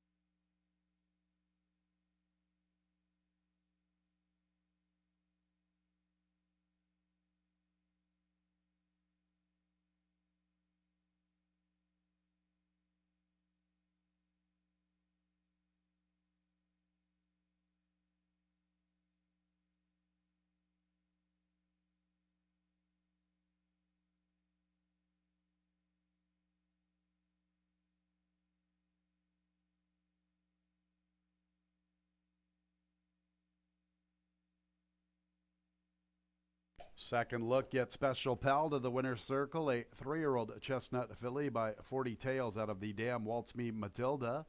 Owned by Preferred Pal Stable, winning trainer Chris Engelhart, winning jockey, the Finger Lakes Hall of Famer, John Davila Jr. Winner was bred in New York by LL Racing LLC.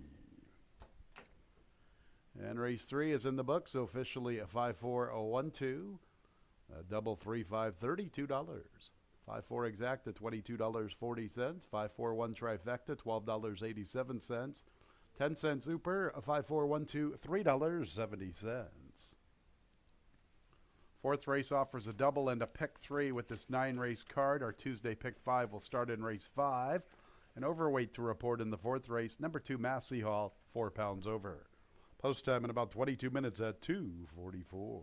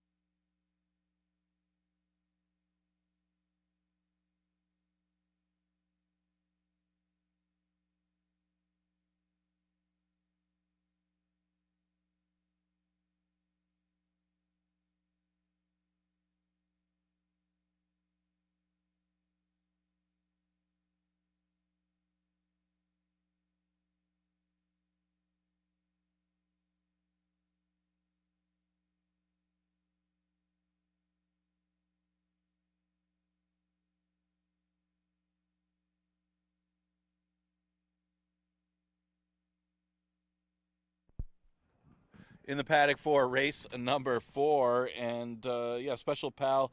Actually, it was smart tactics. He let Whitlasting Speed get the lead.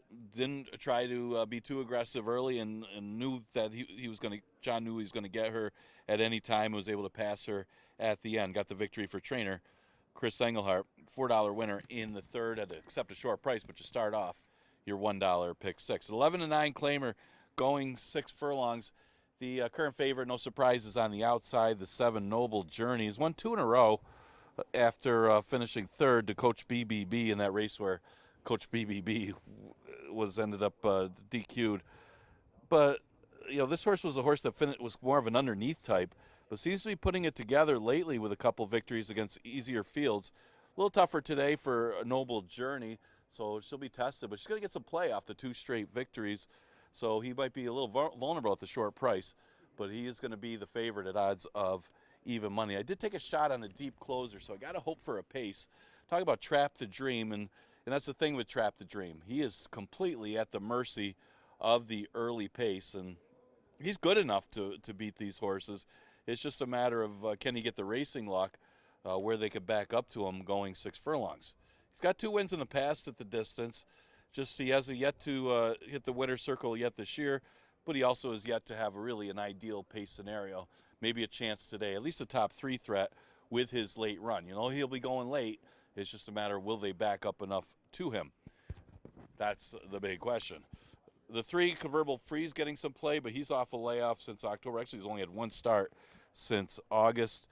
The 6 horses, Devil or Angel was sharp to start off the meet, had 2 consecutive victories against easier competition, then ran second behind Father Walsh, who was pretty solid on the front end. It wasn't coming back, but really no excuse the last 2 races, but he's also gone against a little bit tougher than these type in those 2 races. So gets some slight class relief, dropping to 11-9 off of the off-the-board finishes. But he's been good enough in the past to be very competitive at the 11-9 level. Got to be considered as a win threat in here. And he's currently at odds of 9-1. There's a lot of early play on Noble Journey off of the 2 straight victories. The speed of the race comes from the inside, Victory Built. And tell you what, he's run against much better than these in the past. He's just really tailed off lately.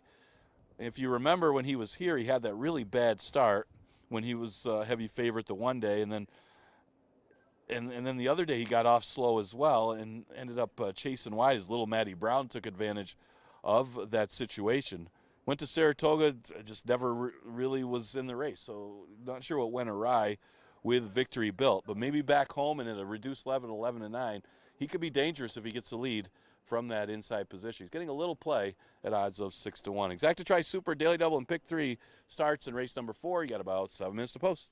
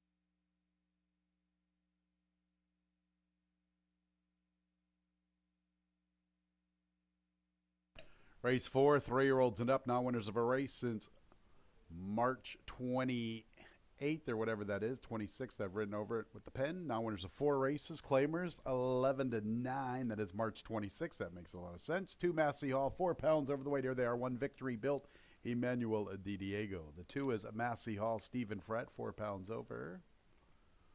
On to the 3 Convertible Freeze Caber Koa. 1 of 2 for Mike Lassesi.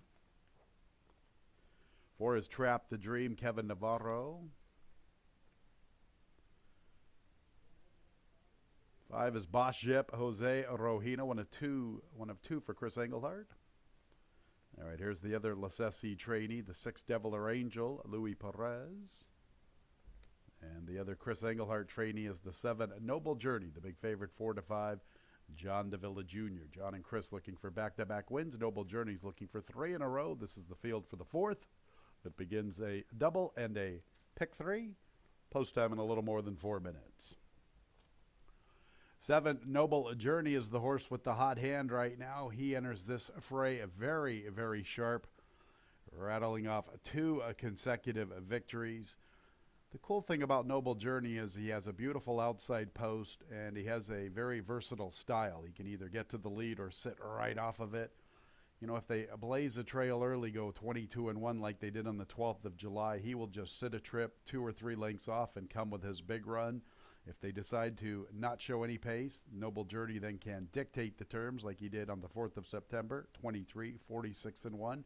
The race goes through him. It's another aggressive placing. They could have taken a chance with a first state bred or even stepping up to possibly an allowance N4L, but Chris Engelhardt, who wins a lot of races here, says, you know what, it's working at the 11, and let's keep him there. He's the horse to beat, no question about it. 4-5. 6 Devil or Angel makes a move to Mike Lassesi's barn, formerly under the training tutelage of Paul Barrow. Ran some pretty good races, went in for 11 earlier this season. He seems to be properly placed this afternoon after trying the first state bred on 3 occasions. Not a bad effort 3 back, but he has regressed in his 2 subsequent starts. Now he gets a trainer change, and he's back in for 11. Devil or Angel will be doing his running from mid-pack, trying to make a big run. Where's the speed come from? Is it going to be Noble Journey? It could possibly be the 1 Victory Built with his inside post. Victory Built's in a pretty enticing price of 8-1. Here's a horse that ran some pretty good races last year, especially that good second to Zircon. He was able to win a state bred allowance race at Aqueduct thereafter. He's regressed since then. If you go back to the 11th of March affair, he ran huge, missing by a nose.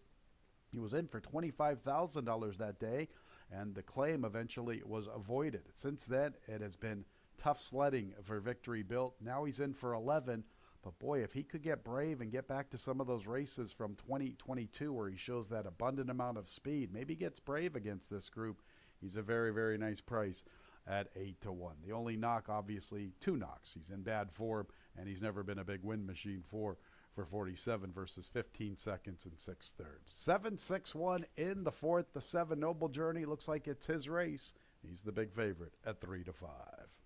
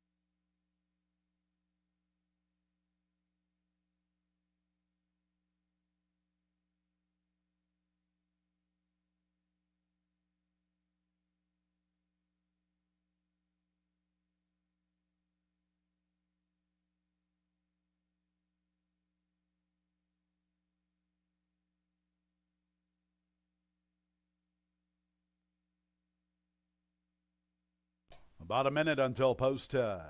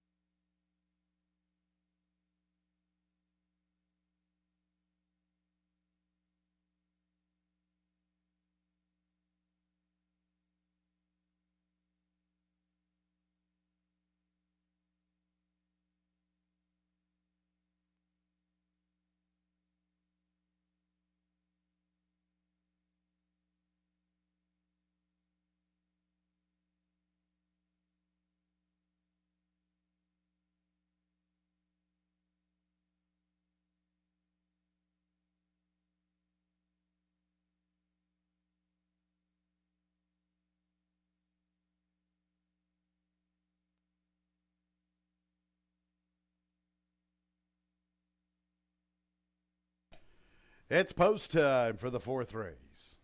7 Noble Journeys, the big favorite, 4 to 5. 3 Convertible Freeze, lots of tote support on the comeback bid, 7 to 2. There's Victory Built. Ran some big races in 2022. Here's Massey Hall. Convertible Freeze. First start in almost a year for Convertible Freeze. Trap the Dream. Boss Ship, stablemate to Noble Journey, the favorite. Devil or Angel, a stablemate to Convertible Freeze. 9 to 1 Devil or Angel. Ran some good races earlier this season, went in for $11,000.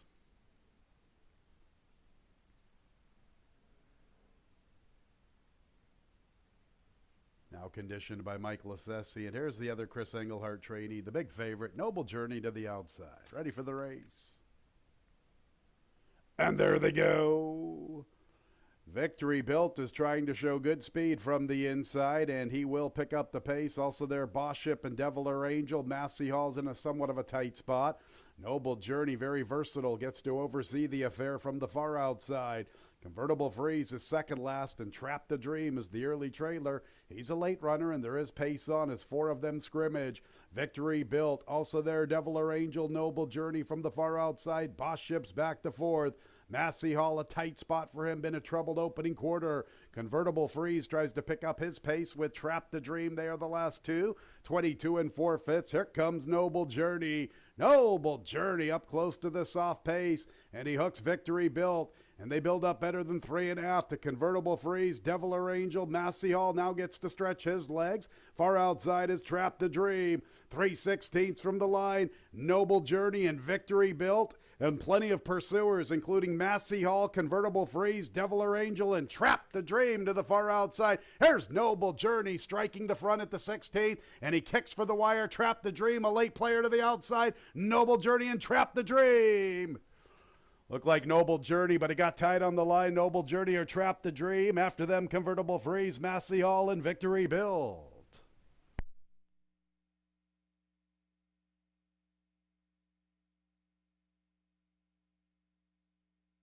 112 and 44 100ths. What a horse race. Victory Built. Tried to find that form from 2022.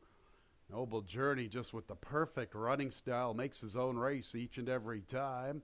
Look at all the pursuers and look at Trap the Dream really take off to the far outside. Let's check out this slow-mo.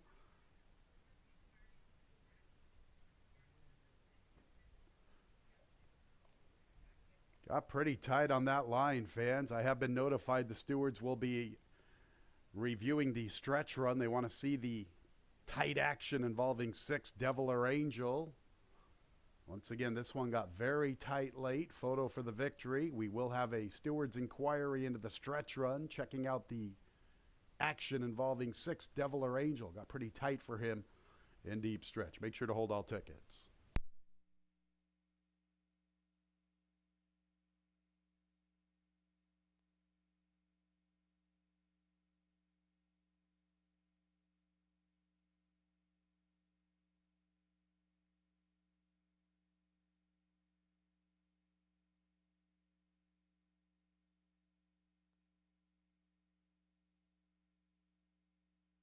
Seven, Noble Journey is the winner. Good effort from the 4, Trap the Dream, really rolling late.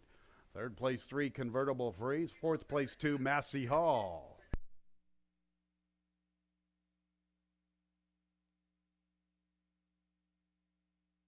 All right, fans, 7-4-3-2. I've also have been notified that there is a jockey's objection. Louis Perez, jockey aboard 6, Devil or Angel, has lodged an objection against Stephen Frett, jockey aboard 2, Massey Hall. So we have a steward's inquiry, jockey's objection, 6 against 2. Definitely the winner and the runner-up not affected. Also, I believe the third place finisher not involved with this. Stewards are checking it all out. Make sure to hold all tickets.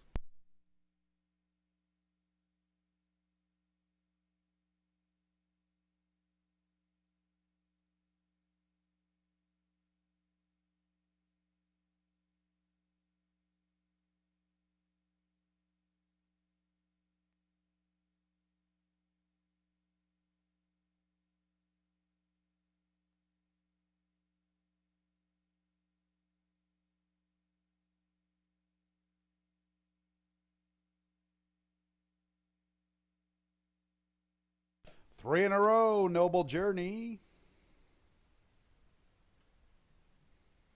5-year-old Obey Gelding by Noble Mission out of the dam Mary Grace. Owned and bred in New York by Anlin Farms. Back-to-back for Chris Engelhart and the Finger Lakes Hall of Famer, John Davila Jr. All right, fans, Stewards inquiry, a jockey's objection, 6 against 2. Stewards are trying to sort it all out, reviewing the stretch run from the 4th.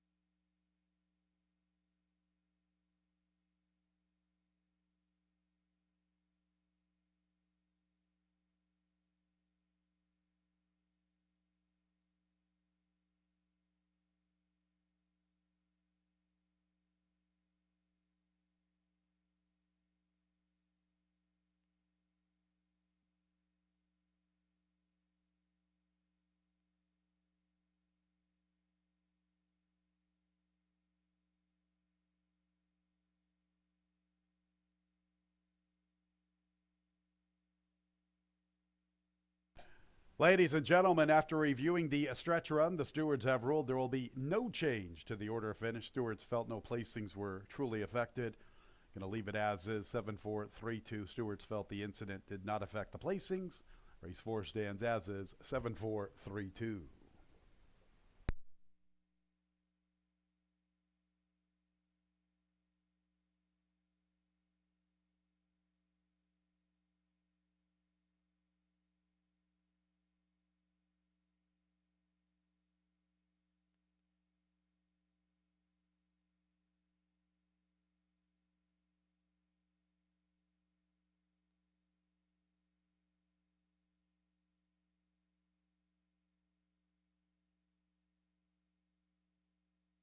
And race 4 is in the books officially as 7-4-3-2. That double of 5-7 is worth $8.70. That's a Chris and John double. The 7-4 exacta, $13.40. 7-4-3 a trifecta, $19.62. 10-cent super 7-4-3-2, $30.95. The pick 3, 3-5-7, $18.12. 1 with 3, with 5, with 7. Our early pick 4, $46.37. 9 race cards, so our Tuesday pick 5 will kickstart in race 5. Scratch 7, Cat Glasses Kathy. Carlos Barbosa, new jockey 8, investment grade. The weight's all good. And we have an additional workout number 2, Throwing Stones, right here at Finger Lakes, 22nd of September. Fast track that morning, half mile, 50.10 seconds, breezing. Our Tuesday pick 5 in 20 minutes at 3:17. Quite a few changes, especially in race 6. Scratches for the following in race 6, 1, 3, 6, 7, and 8. 1, 3, 6, 7, and 8 out of race 6. 7th race, the 1A Solar Zen has been scratched. It's stablemate 1 OK Game On. New jockey Carlos Barbosa, and the weight's good. 8th race, scratches 4 and 9, Betty Rubble and the Fabulous Moolah. And in the nightcap, scratches 7 and 9, Hardly Working and Anointed Spirit. Tuesday pick 5 time in about 20 minutes, 3:17.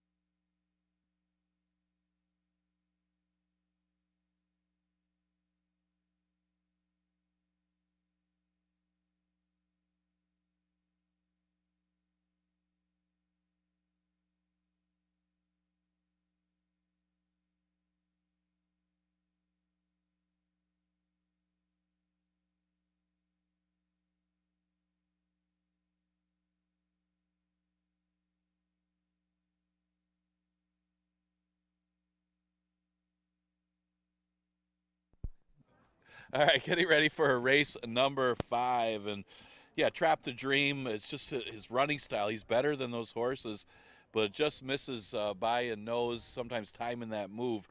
Figured that was the level that he was going to make the run, but Noble Journey able to hold him off by a nose. That's actually 3 in a row for Noble Journey. Doesn't win by a lot, but he gets the job done. John DeVille Jr. for trainer Chris Englert. That'll start off a pick 3. Remember, the pick 5 starts in this race. Fillies and Mares have not won 2 races since the date, going 5.5 furlongs. We scratched the 7. Cat Glasses Kathy. Early play for the inside speed, the 2 throwing stones, and this horse just didn't get out last time. She ended up not even getting the lead because she didn't break all that well. Investment Grade, who was able to get in front of her in that race, got the early lead, and that one just actually outbroke her. Well, she's inside that rival again, but a better break so it puts her on the front end, and that's where she needs to be, trying to rate behind.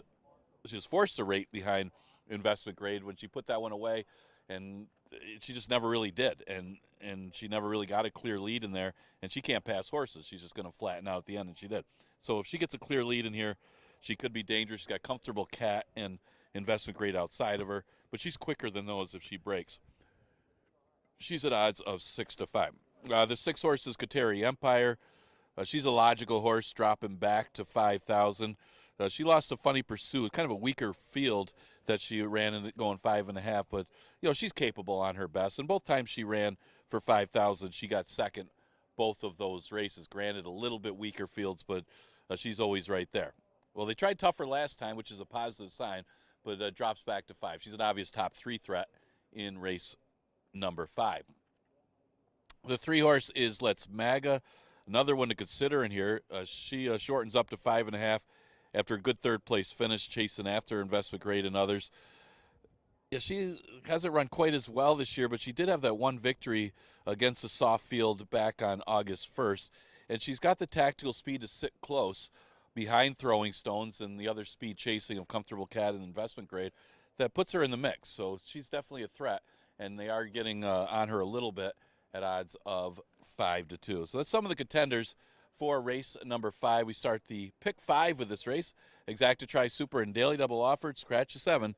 Cat Glasses Kathy.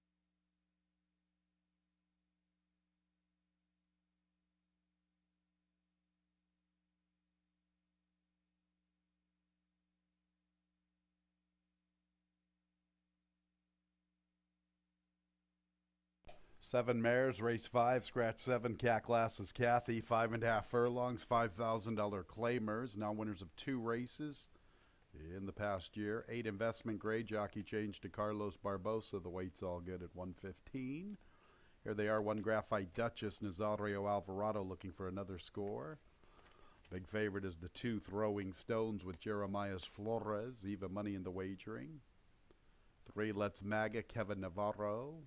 Second choice at 7-2. Whereas Comfortable Cat, Louis Perez. Third selection, currently 4-1 on the board.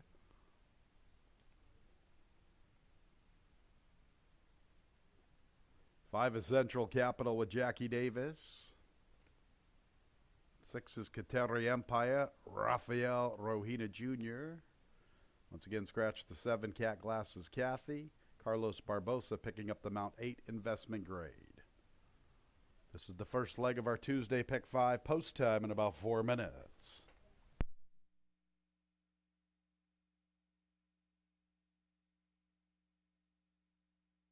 Big favorites, the 2 Throwing Stones. She probably deserves to be the big favorite. Short price at even money. I've put her in the 3rd slot, thinking there's other speed. I think she's probably the quickest of the other speed being Comfortable Cat and investment grade.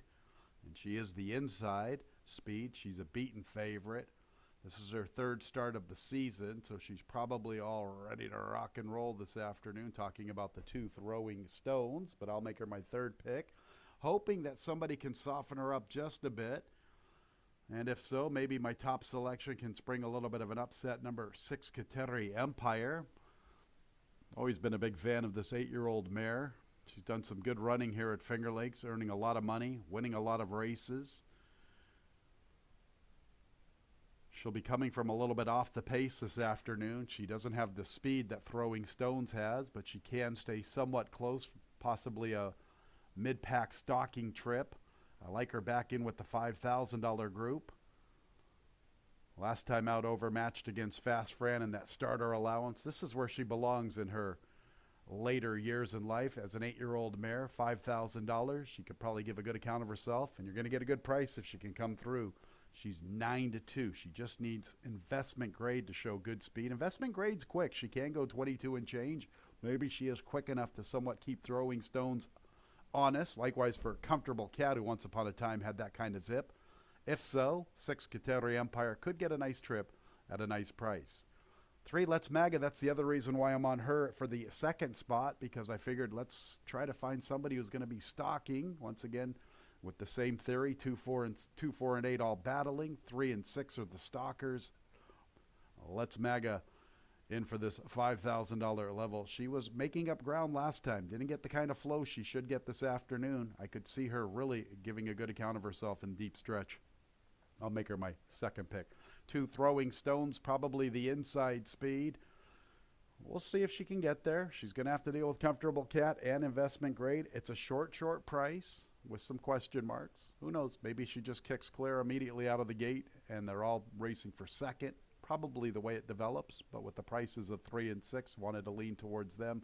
And then you get the 1 Graphite Duchess. Maybe if they just absolutely sizzle up front. Here's Graphite Duchess trying to close and pick up the pieces. She's back in for $5,000. Her last victory was to conclude her campaign as a 5-year-old when she did win for $5,000. That was on a wet racetrack. She's had a lot of good success in her career over wet racetracks. 3 for 7 versus a 1 for 24 on fast racetracks. But if they sizzle up front, Graphite Duchess could be the one that's really closing at a big number. 6-3, 2-1 here in the 5th. Throwing Stones, the big favorite, at 6-5 on the board.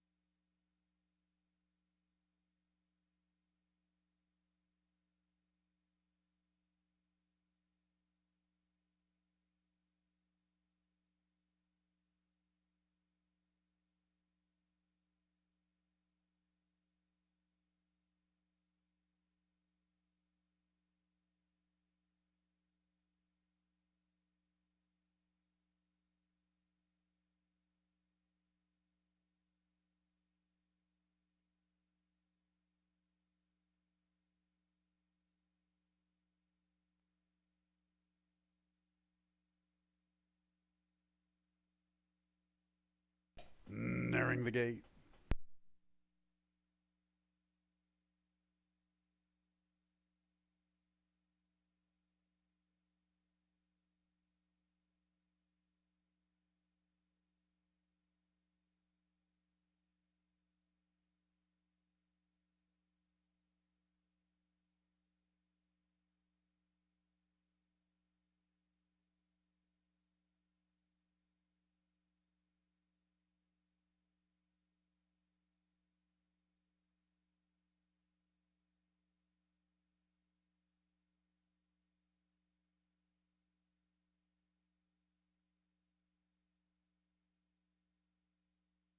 It's post time for the fifth race. 7 mares arriving at the starting gate. 7-5, number 2, Throwing Stones. 5-2, number 4, Comfortable Cat. Now up to 3-1 on Comfortable Cat. 7-2, Kateri Empire.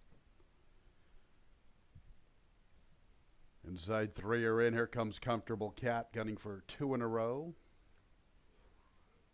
And her 9th overall.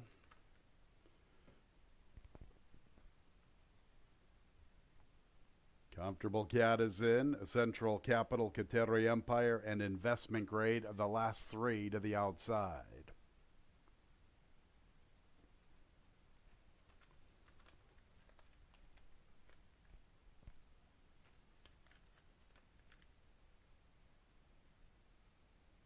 Ready for the 7 mares.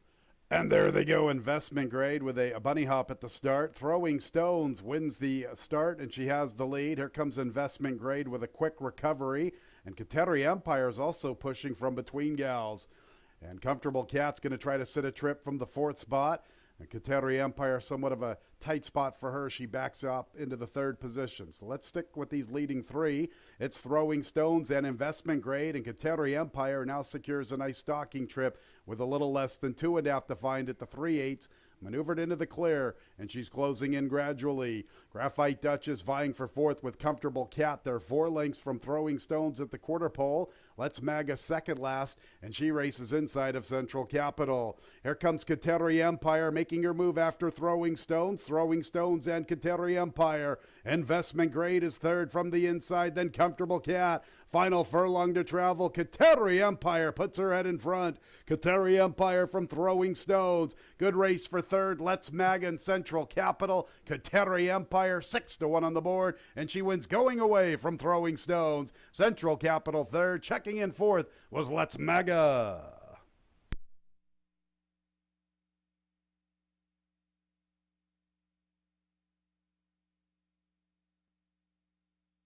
One minute 6 and 57 100ths. 13th career victory, Kateri Empire, 6-1 in the wagering. And she covered the 5.5 furlongs in 1 minute 6 and 57 100ths.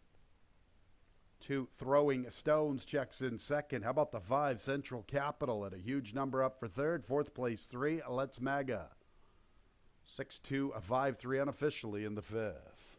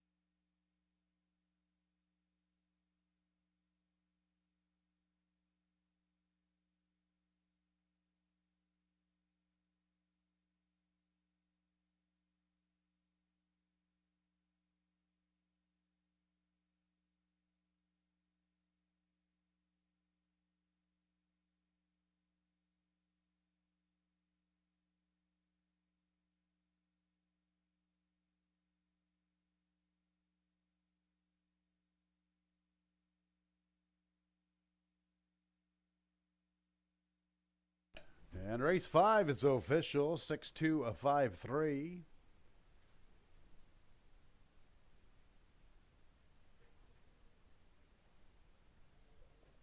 13th career victory, Kateri Empire. Pretty nice 8-year-old bay mare by Soaring Empire out of the damn Motley Bird, owned and trained by Joseph Cabrera. And the winning jockey is Rafael Rohina Jr. Winner was bred in New York by Parker Lightfield Farm LLC. And the 5th is in the books, officially 6-2-5-3. The double 7-6, $35.40. 6-2 exacta, $45.20. 6-2-5 trifecta, $95. 6-2-5-3, 10-cent super, $53.80. And the pick 3, 5-7-6, $16.50. 22 minutes until the late pick 4. Race 6 is when it all starts. Plenty of scratches. 1, 3, 6, 7, and 8. Lieutenant Sam Kobe's Legacy Escape Mission, Smart Storm, Matt Doyle.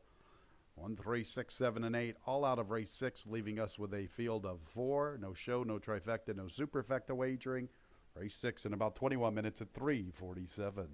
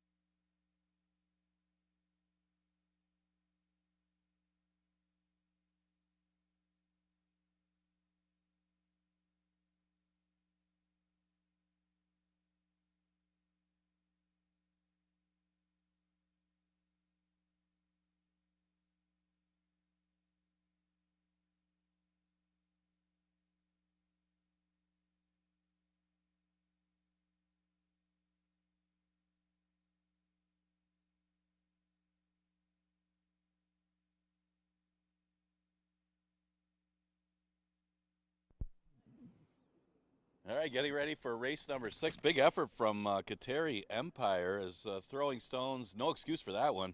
She's just not the same horse as she did have her normal lead, but she stopped. Kateri Empire didn't matter. I mean, Kateri Empire ran big today. Raf Rohina keeps winning races. He gets a good victory for Joe Cabrera. Kateri Empire back to his winning ways.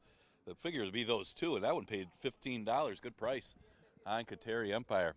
No try, no super, no show. We did scratch down to 4 betting interests here in the 6. We scratched the 1, Lieutenant Sam, the 3, Kobe's Legacy, the 6, Escape Mission, 7, Smart Storm, and 8, Matt Doyle. A couple of them re-entered. So we're down to 4. We got the lone speed, the inside speed of the 2, Iron Horizon at 7-5. And you got Angelic Mission, who's probably in the best form and he's got the best numbers in the field. So the question is going to be, can Angelic Mission pass Iron Horizon to get the win? I mean, you're bound to 4 betting interests. That's kind of how the complexion of the race is.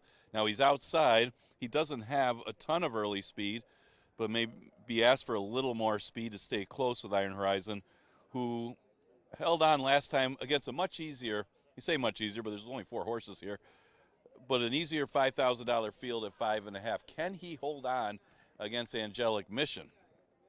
I would think that Angelic Mission is that much better than Iron Horizon this one dropping in class, that he's going to be able to catch him. Well, we'll find out. They have to run the race, but I got Angelic Mission on top just off the recent form at the 11-9 level. This is 5,000. Now, if he can't catch Iron Horizon, he may just keep going. He does have a huge tactical edge on this field with all the scratches. It really benefits Iron Horizon the most. He is truly the main speed of the race. Doesn't mean that he's going to win, but he's got the best chance to do so from a tactic standpoint. He'll be out there alone. He's got the weight off. It's just a matter of, can he hold off Angelic Mission? That's the race, and he's currently the other one getting played, no surprise, at odds of 7-5. You're either going to play the pace advantage with Iron Horizon or the best form and best horse on the drop down, the 9 Angelic Mission. That's how it shapes up. The other horse is getting some play. Well, the 4th Thundering March is really up against it from the pace standpoint because he's got the least speed in the race, made a nice late run last time. And, you know, speed hasn't been particularly great since they resurfaced the racetrack. So, you know, maybe he could come rolling late. But if Iron Horizon's got to stop and Angelic Mission can't run his best race, and he's got to come rolling late against a pace that's going to be in 47 and change most likely. So from a pace standpoint, he's really up against it, but certainly not a bad effort last time with a 3rd place finisher. But he's just going to be so far back off of a 47.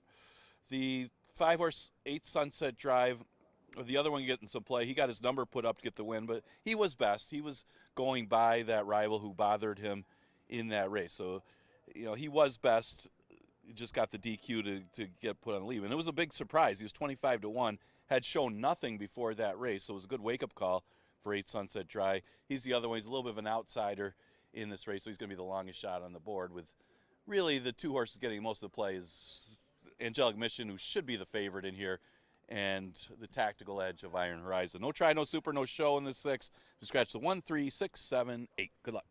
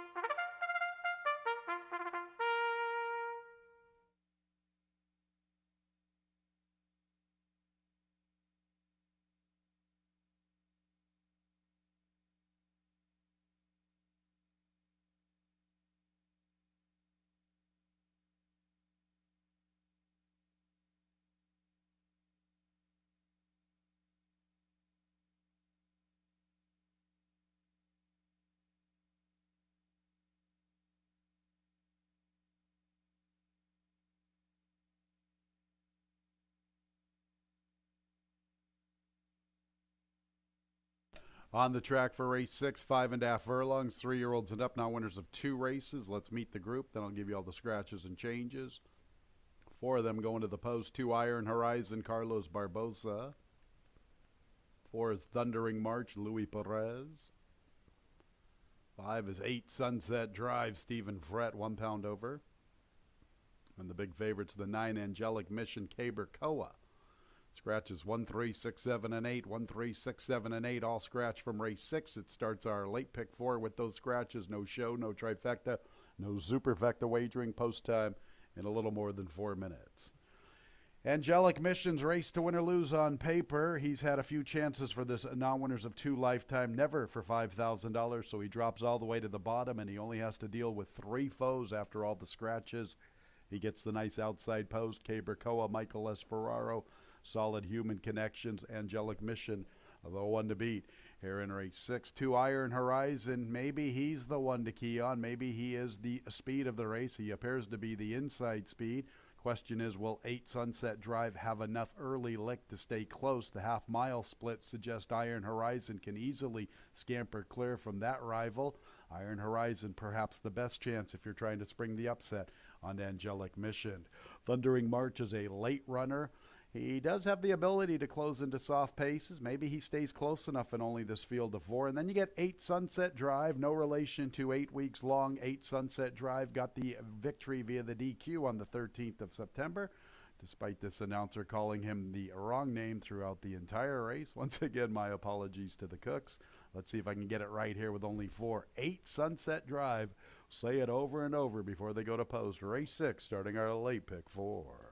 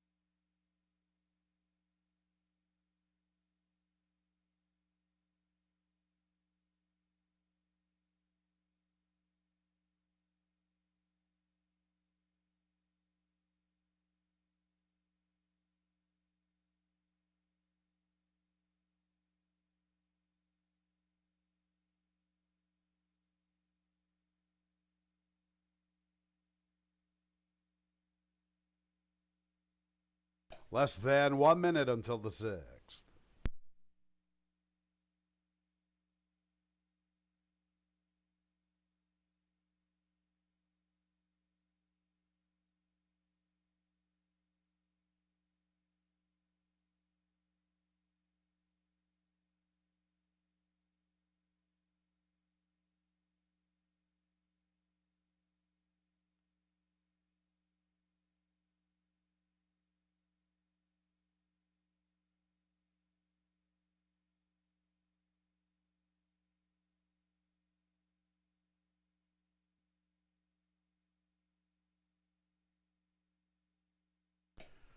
It's post time for the 6th. Even money number 2, Iron Horizon. Even money number 9, Angelic Mission. Now Angelic Mission is 4-5, and Iron Horizon is 6-5. Just a quartet with all the scratches. This is the first leg of our late pick 4. There's Iron Horizon. Not to be confused with Quiet Horizon. I've done that before this season. There's Thundering March. And then 8 Sunset Drive.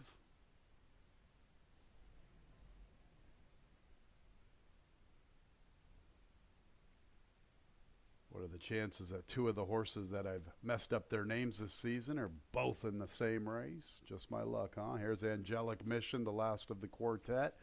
And he's 3-4 on the board. Ready for our late pick 4.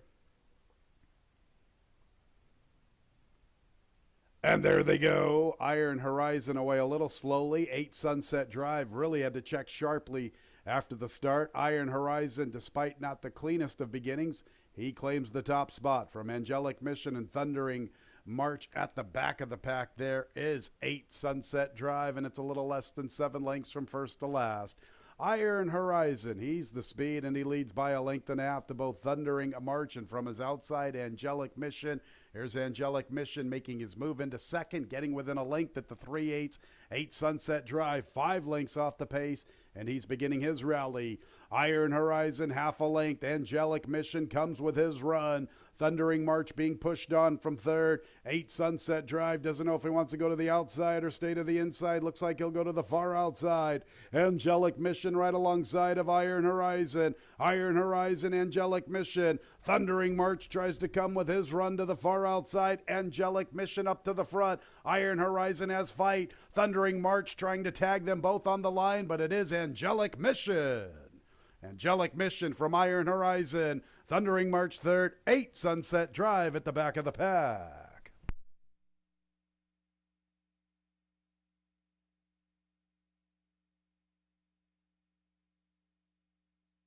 Well, with the field size of 4, it was a pretty good little race between Angelic Mission, Iron Horizon, and Thundering March. 1 minute 6 and 87 100ths the final time.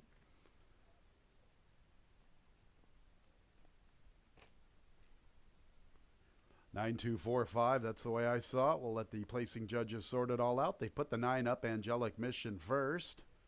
Perhaps getting ahead of myself with the second and third place finishes. Make sure to hold all tickets.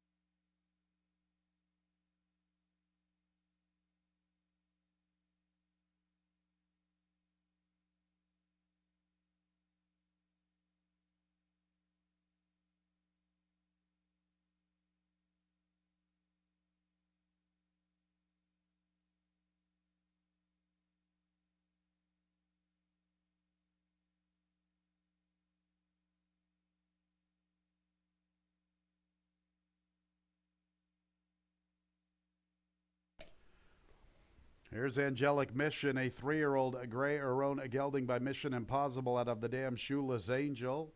Owned by Zal Kupferberg, winning trainer Michael S. Ferraro, winning jockey Kay Berkoa. The winner was bred in New York by his owner.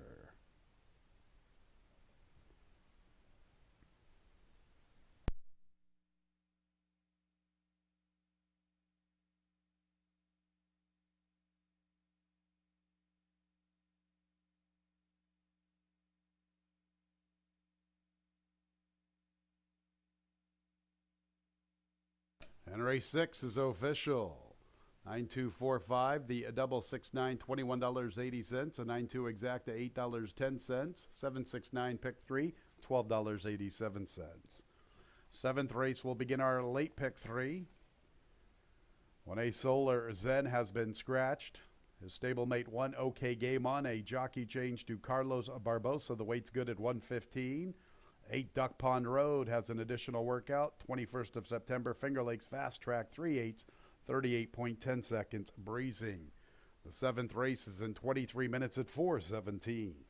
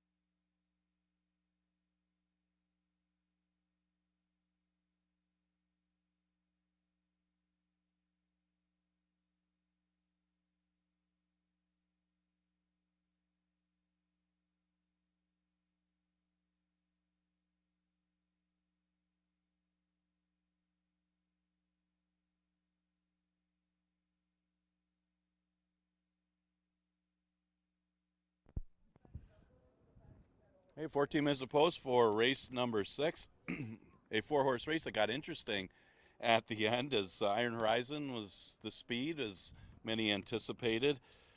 Thundering March was a little closer than normal, and Angelic Mission had to make that early move, so had to really work a little harder because not used to making that early move. Was able to wear down Iron Horizon and hold off Thundering March, but it did get interesting for the short field. But Angelic Mission, as a favor, was able to get up to get the victory. Kybercoa 4, Michael S. Ferraro. 7th race, a 5,000 claimer, 9 hours of race since a date, or never won 4 races. We scratched the 1A. Solar Zen. Got a few drop downs in this race. You got Lobotomo and Runabout. Also, Lucky Manny coming out of the 1 State Bred. So all dropping to the bottom, and all got to figure to have a big shot in race number 7. Runabout, the 3-horse, very well-bred horse. Certainly has been around. This horse has had 71 starts, but has often hit the board against better competition. Maybe a little bit of a scary drop it from the starter. He just ran 3rd back in July. 1 start since. He ran against a tough group. I mean, you saw how good Royal Suspect was. Ran 2nd to the New York Derby winner yesterday. And then he had Fiery Heart. Man, how sharp is Fiery Heart this year? I mean, that horse has had 1 loss, and that was it. Fiery Heart ran 2nd in that route. Other than that, he's won every race. So that was a tough group he was up against in that starter allowance. Now in for 5, although normally you'd say, well, he's sitting on a win for 5, but then you look at the other drop downs in here, they got a big chance as well. Lobotomo, he comes out of a good race won by Don't Poke the Cat. That one drew away to a double-digit win, so it's not like this horse was that far off the 2nd place rival, and he was against allowance horses before that. Now, he hasn't fired as well this year as last, but he did have the 1 3rd place finish going a sprint earlier this year, but his recent form hasn't been as good, so he gets the class drop, and at 5,000 could come alive here. He's getting some early play at 3-2. The other drop down is Lucky Manny. Lucky Manny beating an 11-9 field, not the toughest of 11-5, but better than 5,000s that he beat that day. And he's been in against some tough 1 State Breds the last 2, both of them resulting in runaway winners, Amadeus Music and Majestic Frontier. You know, it does have him as a troubled line last time, but you know, obviously it wasn't a factor in his finish. Yes, he was on heels early in the race, and it looked like there's going to be some space in between horses for him to rally. Well, it closed and he had to alter a little bit, but he wasn't going to be any better than 4th in that race. He was 3.5 behind the 3rd place horse. But again, it was a runaway winner. It was still a decent effort for Lucky Manning, and the drop in class should make him a contender as well.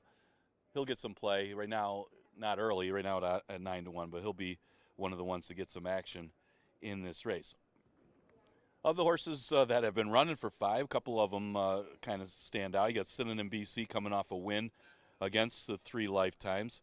That was only his 2nd start of the year, so obviously he turned it around coming back to Finger Lakes after getting a start under his belt in Monmouth. So he's in good form. He could be a threat in here. He's got a couple wins at the distance. And the other one, you know, he got OK Game On, also couldn't put in a late run, but the 4 Red Fortress has taken some early money. Ran right behind Synonym BC in that race back in August and has won since. Although a much easier group that he beat in that race. He's got 2 wins and a 3rd in his last 3 starts, so he's sharp right now. So he's another one that you could consider, especially if none of these 3 drop downs run their best shot here in race number 7. Exacta Tri Super Daily Double in the late pick 3 starts in the 7th. Scratch the 1A, Solar Zen.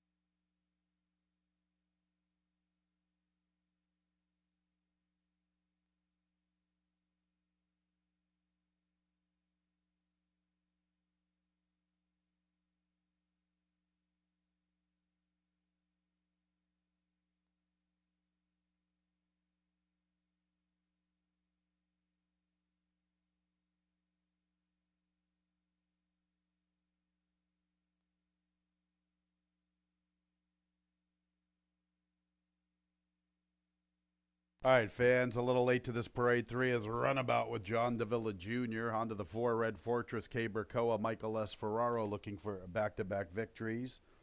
The 5 is Smooth Tails with Kevin Navarro. All right, on to the 6th, in an NBC, Manuel Di Diego. He's looking for 2 in a row. 7 is Lucky Manny Michael Davila Jr. 8 is Duck Pond Road, Stephen Frett. All right, I missed the 1 OK game on Carlos Barbosa, the new jockey. Also missed 2, Laubanimo with Jackie Davis. 7th race, 1 mile and 70 yards, 3-year-olds and up, $5,000 claimers, non-winners of a race. Since March 26th, they're non-winners of 4 races. And we scratch 1A Solar Zen. And the 8 Duck Pond Road has that additional workout, 21st of September, Finger Lakes Fast Track, 3/8, 38.10 seconds breezing. This is the first leg of the late pick 3. And race 7's coming up in a little more than 4 minutes. 7, Lucky Manny. I'll tell you what, fans, getting a lot of value here on the board at 9-1. He's never been in for $5,000. In fact, the last time he was in for a claiming tag was 3 races ago on the 19th of July, and he cruised. He was 2-1 that day. 9-1, now 11-1 on Lucky Manny. His last race is a lot better than it looks on paper. He made a little bit of a move, had some trouble, dropping all the way to the bottom, and you're getting this kind of a price, 11-1. I'll take my chances with Lucky Manny. I've always liked this horse. He can be forwardly placed in this spot and give a good account of himself. Big price on Lucky Manny. Definitely expected much shorter. 3, Runabout's been facing the salty starter allowance groups, whether it's Charlestown, Penn National, or right here at Finger Lakes. Earlier this year at Aqueduct, he was in against 20s and $16,000 claimers. He's dropping all the way to the bottom. He's made a ton of money. He's won a lot of races. He's one of the contenders at 5-2. The 2, Laubanimo, taking a lot of money. He's also on a big class drop. Boy, he's been in bad form this season. You know, he did run good on the 22nd of May, which was interesting that because it was 6 furlongs. I've always thought this was a true 2-turn horse. His 3 races since then, just nothing like we've expected. He drops all the way to the bottom. I'll take my chances with Lucky Manny at the big price at 9-1 versus Laubanimo at that short price. 7-3-2 in race 7, starting our late pick 3.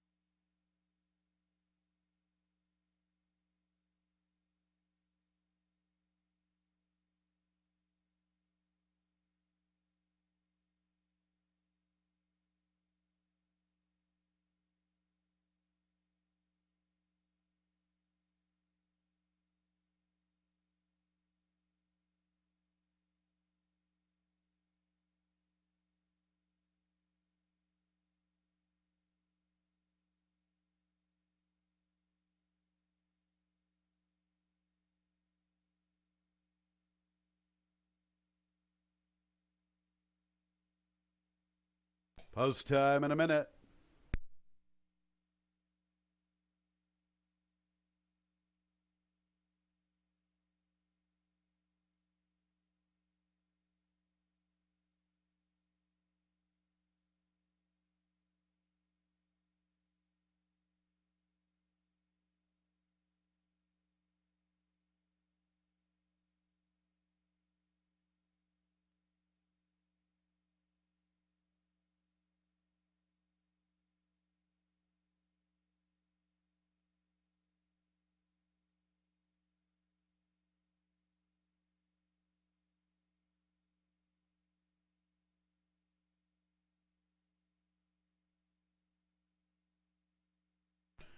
It's post time for the 7th race.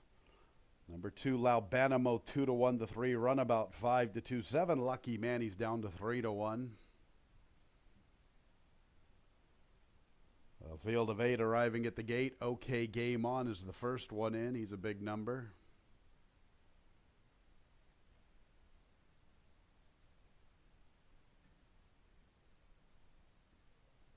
There's Laubanimo.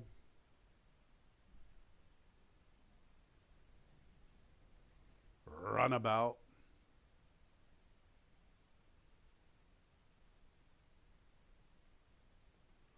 Next will be Red Fortress.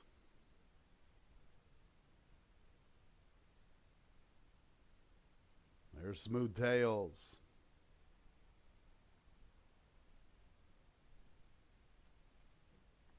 Synonym BC. Lucky Manny and Duck Pond Road. Duck Pond Road to the outside.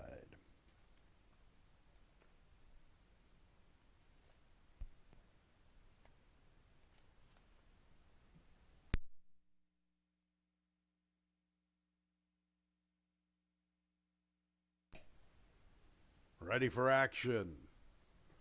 And there they go.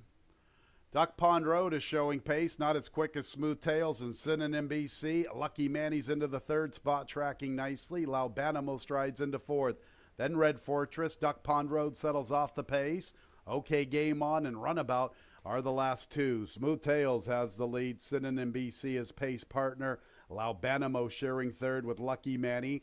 Duck Pond Road's in the 5th spot. Here's Runabout with an eager move through the clubhouse turn, 4 wide, and he's making a move for 3rd, and he's after the leaders. Runabout all the way up into 3rd from the extreme outside, and I don't think he's stopping there. Runabout's going to go try to make the lead at the 5/8. Red Fortress is second last. OK Game On's at the back. Runabout 3 wide. Smooth Tails from the rail. Synonym BC splits them. And Lucky Manny continues to vie with Laubanimo. They share 4th, and they're 2.5 off the leaders. Another length and a half or so to Duck Pond Road. 4 lengths to Red Fortress. Long ways back to OK Game On.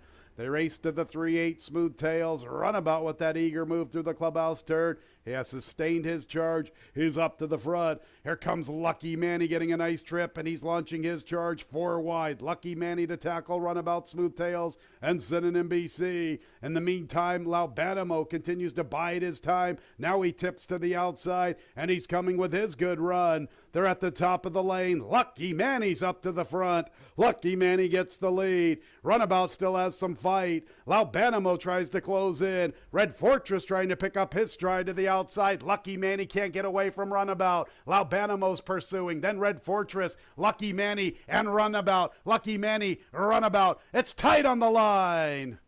Very tight between those two. Lucky Manny or Runabout. Laubanimo was 3rd. 4th place to Red Fortress.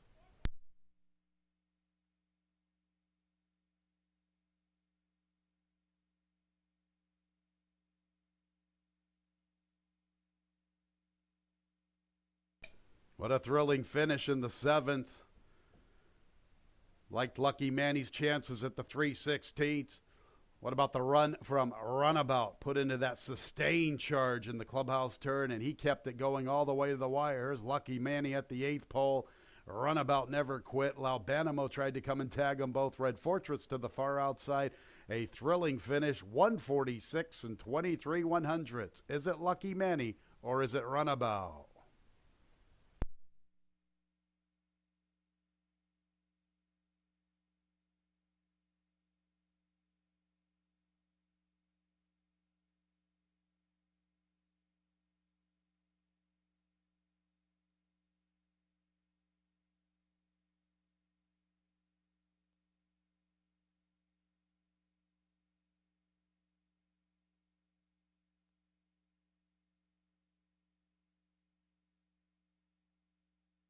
7, Lucky Manny is the unofficial winner.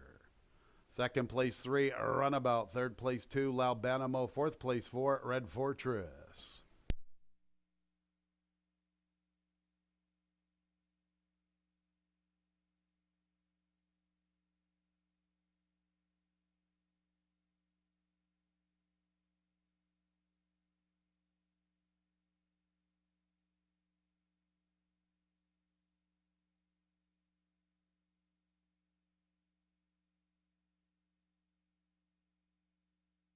Lucky Manny's in the winner's circle. He's a 4-year-old to be gelding by Alpha out of the dam. I didn't tell Amy. Jim Aquilano owns and trains winning jockey Michael Davila Jr. The winner was bred in New York by LRE Racing LLC.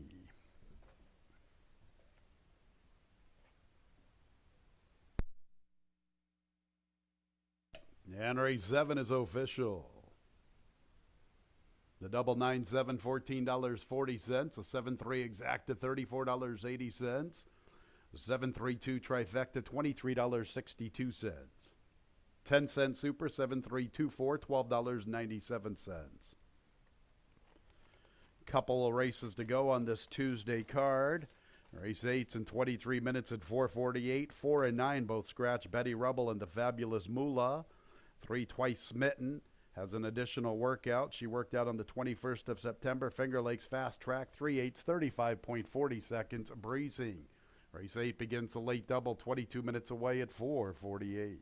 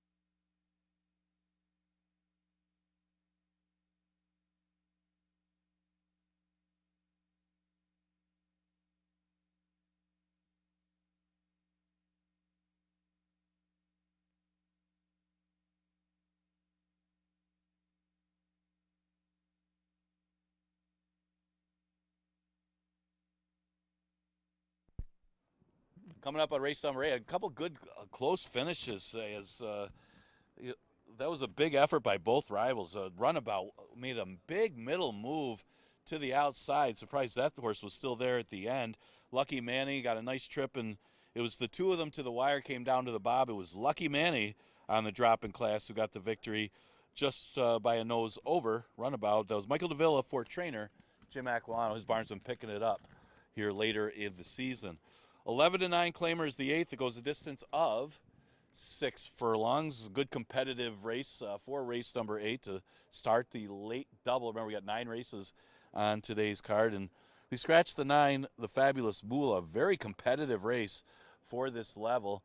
Start with the 7, Mind of Gold. I mean, this horse has been running against these type of horses, and running 3rd and 4th, finished behind Ramon a couple of those races, and then last time at Honora, I know it was a smaller field, but at 34-1, this horse gave Take Charge Christie all she could handle. Take Charge Christie, one of the top fillier mares on the track, and that was a big effort by Mind of Gold. The question is, can she repeat it? If she can, she should be able to do very well in this spot. But where did that race come from? Is the question for Mind of Gold. Big effort. Right now, she's at odds of 4-1. The 3 is Twice Smitten, another one that's faced tougher competition before. She ran in New York, won here back in June of last year, and then we didn't see her again until June of this year, and she didn't do so well against some tough allowance horses, but did catch a sloppy racetrack that day and was off a step slow and never really fired in that race. Keep in mind, she's 0 for 5 on off track, so can you use that excuse? She is dropping to the 11-9, and we've seen races in the past that would easily beat most of these, and she's getting some play at 92. Obviously, you're not going to get a heavy favorite in this race. The 5 is Sweet Invasion. Sweet Invasion running in 6 furlong races, similar to today, and comes off a win against a little bit easier field. She beat her stablemate, Amore Fire, in that race. I guess it was pretty decent for the 3 lifetime, but this is tougher in this 4 lifetime and non-winners of a race since the date. But she's going in the right direction with that victory. Takes another step forward. She could find herself in the winner's circle and here as well. The 1 is Sabrine. Sabrine showed some signs of life last time, got her a little freshening since July. It wasn't really a threat to the winner, but she did pass Flattery's Music as that one just completely stopped. Looked like she was long gone on the front end and then just gave it up late. And our little Tiger ran a big race to run her down, and Sabrine just got her at the wire as well. So another one that can take another step forward, she could win here as well. She draws the rail and is a big threat, and she's at 8-1. Some of the horses that are getting some play here for the 8th race, we start the late double. We scratch the 4, Betty Rubble, and the 9, the Fabulous Moolah.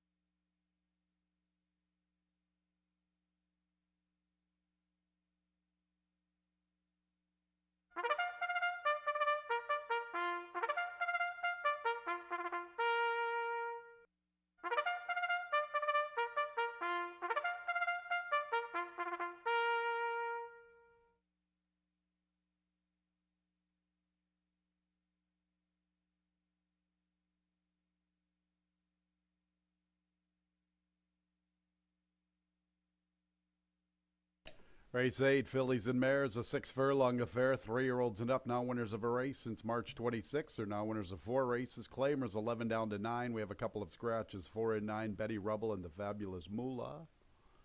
3 Twice Smitten has that additional workout, 21st of September, Finger Lakes Fast Track that morning, 3/8, 35.40 seconds, breezing. 9 races this afternoon. This is the first leg of our late daily double, post time in a little more than 5 minutes.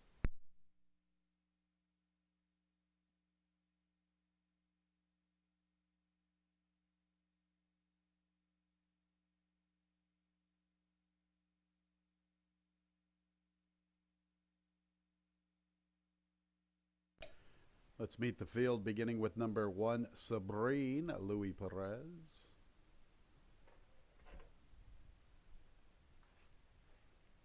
Two is In Traffic, Heeman Harkey. Next will be number 3, Twice Smitten, Joel Cruz. Cruzy's looking for a double. Scratch the 4, 5, Sweet Invasion, Kay Burkoa looking for 2, along with Jim Aquilano, stablemate to 1, Sabrine. 6, Towering Gaze, Emmanuel Di Diego.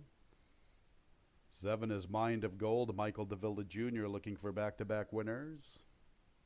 8 is Skip the Parade, scratch the 9, onto the 10, Dosage and Mimosas, Carlos Barbosa. 10-year-old's looking for her 18th career victory. 11 is Crosstalk with Jeremiah Flores. And skipping the parade, number 8, Ramon. Just passing the 5/8, Jackie Davis is aboard. 9 fillies and mares in the 8th race, a little more than 3 minutes until post time. This race begins, the late daily double. This race will conclude our Tuesday pick 6. 2, 6, and 11 are uncovered. In Traffic, Towering Gaze, Crosstalk, 2, 6, and 11 uncovered. The 2, 7 to 1. The 6 is currently 10 to 1. The 11, Crosstalk, at 15 to 1. If any one of those 3 can get to the winner's circle, $2,500 plus pick 6 carryover into the Wednesday card. Thought this was one of the more difficult handicapping assignments. Where is the pace in this race? Maybe Twice Smitten shows pace along the inside. The outside 2 perhaps have some pace. Dosage and Mimosas, Crosstalk, little perplexed by the pace situation here in the 8th race. Landed on the 1, Sabrine, hoping she can find the form from 2022. She made just under $100,000 last year. 5 for 13. What a difference a year makes. This 5-year-old campaign hasn't gone the way you might have thought it would when you took the winner off with Sabrine. She hasn't been able to get to the winner's circle. She's only been able to manage a 2nd place finish. She's tried $11,000 claimers on a few occasions. Tried the 2nd state bred on a couple of occasions, several occasions. I guess three for the 11 and 3 for the 2nd state bred. I think she's a good fit at this level. Her last race gives some encouragement. She did wake up a little bit. She needed that affair. It was her first start since the 24th of July. If you look at those races, she had quite a few races in such a short span. She had 5 races from the 22nd of May to the 24th of July. It's a lot to ask of any individual. She was given ample time off, ran one of her better races of the season. I'm hoping she can back it right up with another good effort, and we're going to get a decent little price. She is 8 to 1. This is a mare that probably last year would tower over this group. We shall see. I guess she's not in the greatest of form. That's why we're getting the price. But I do like the spacing, finally getting a little bit of time off. Good effort coming back here on 20 days rest. Let's go with Sabrine with an inside trip. Hopefully she can come through at a good number. Her stablemate 5, Sweet Invasion, enters this affair on a positive note, capturing the N3L on the 6th of September. That was a good race. She defeated her stablemate Amore Fire, who was much more respected from an odds standpoint on that particular day. This is a filly that had some talent last year. She ran some pretty good races back in September and October. She enters this one on a positive note, and she's a good number. 11 to 1. Both the Aquilano gals offering some value here in the 8th race. 3, Twice Smitten. She's the current favorite. She's kind of the wild card. She hasn't run much this year here at Finger Lakes. Only 1 occasion so far. That was on the 14th of June. That was in against a very, very salty allowance race, and it was over a sealed, a sloppy racetrack. She hasn't done much running over a wet racetrack. 0 for 5 with just a couple of seconds. And she was good enough to run 2nd for an open 10 at Aqueduct, but that was when she was under the training tutelage of Rob Atras. Before that, she was victorious here at Finger Lakes when John Buckley had her. And that was a good 11,000 N3L group, and she won pretty authoritatively. She could show speed from the inside. She is one of the ones to be respected here, that's for sure. But her price is a little light. She's 5-2. After that, I looked at the 10 Dosage Mimosas, kind of like Kateri Empire. I've always been fond of this one. She's having a good year. She's 2 for 6 with a second and a third place finish. Last time against a good group of starter allowance competition, she ran a very good second. Why not Dosage Mimosas from one of the outside slots at 5-1? This race is very, very competitive. Didn't even talk about a few of the others that make a lot of sense. Best of luck in the 8th race, starting our late daily double 15310 for me here in the 8th.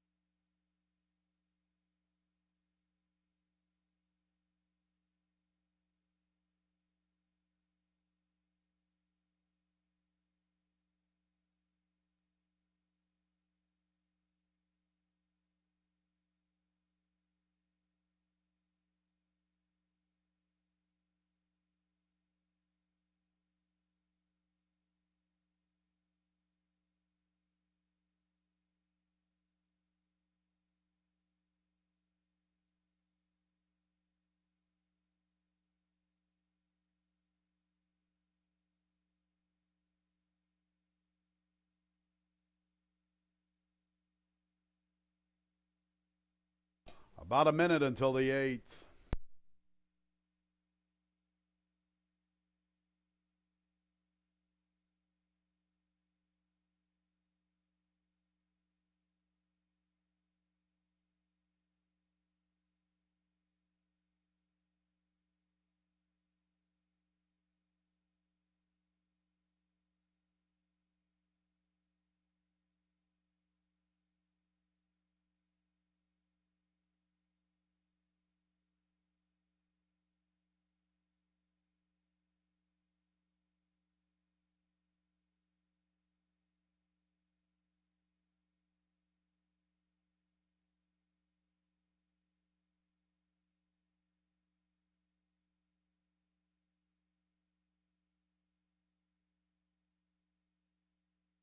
It's post time for the 8th race. Couple more to go, the 8th and the 9th. We got a good one here. Lots of possibilities on the board. Number 8, Ramon, 5-2, along with the 3, Twice Smitten. 7, Mind of Gold, 4-1. 9, Fillies and Mares facing up to the gate. Here is Sabrine. Jim Aquilano represented with a couple of gals here, Sabrine and Sweet Invasion. Here's In Traffic. Twice Smitten.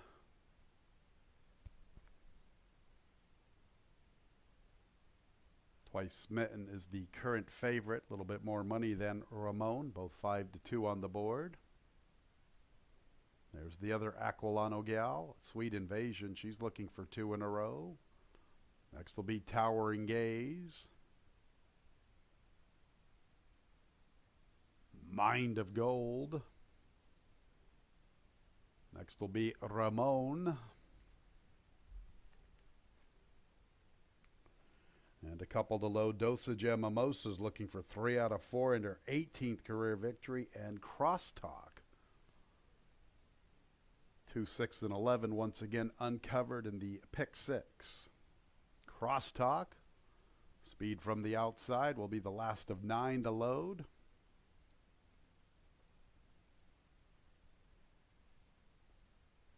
Ready for the late daily double. And there they go. Crosstalk and Dosage Mimosas both begin briskly. They vie for the top spot.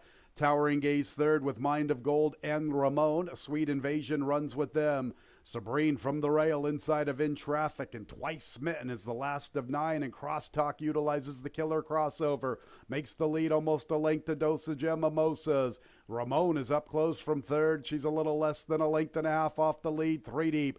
Mind of Gold is 2.5 for 3 from the pace heading into the turn. Sweet Invasion and Towering Gaze both have about 5 lengths to make up. Then go to In Traffic outside of Sabrine, Twice Smitten to the far outside. Dosage Mimosas is up to the front from Crosstalk, and Ramon's being pushed on, trying to come and get both of them from the outside. Mind of Gold is 4th, and Sabrine's trying to launch her charge, saving ground every step of the way. She has momentum, but she has work to do. Dosage Mimosas and Crosstalk. Ramon comes with her strong run. In behind the leading 3 is Mind of Gold covering Sabrine. In Traffic to the far outside. Dosage Mimosas, Ramon. Dosage Mimosas, a salty veteran mare, her 18th career score. Ramon ran a good one, chasing her throughout. 3rd and 4th got tight. Mind of Gold are In Traffic.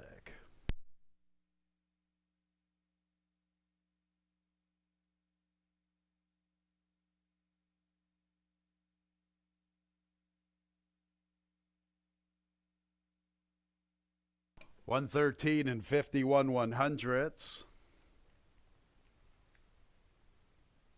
Dosage Mimosas. She's like a fine bottle of wine, just getting better with age. Dosage Mimosas, her 18th career victory. 8, Ramon checking in 2nd.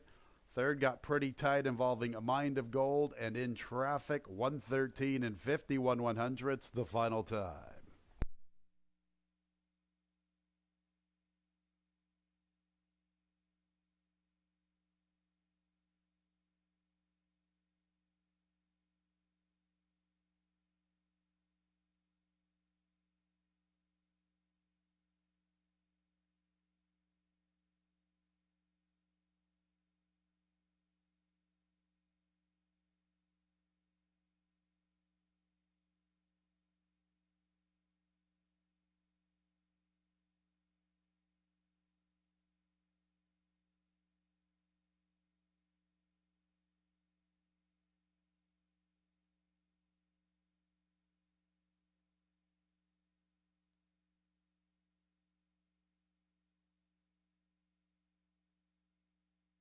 Results of the photo: 3rd place, number 2, In Traffic. 4th place, number 7, A Mind of Gold. Here is Dosage Mimosas. 3 out of 4 and her 18th overall. A 10-year-old dark bay or brown mare by Bustin' Stones out of the dam Parsippany. Owned and bred in New York by Dr. Zachary Passaretti. Winning trainer Anthony Ferrara. Winning jockey Carlos Barbosa.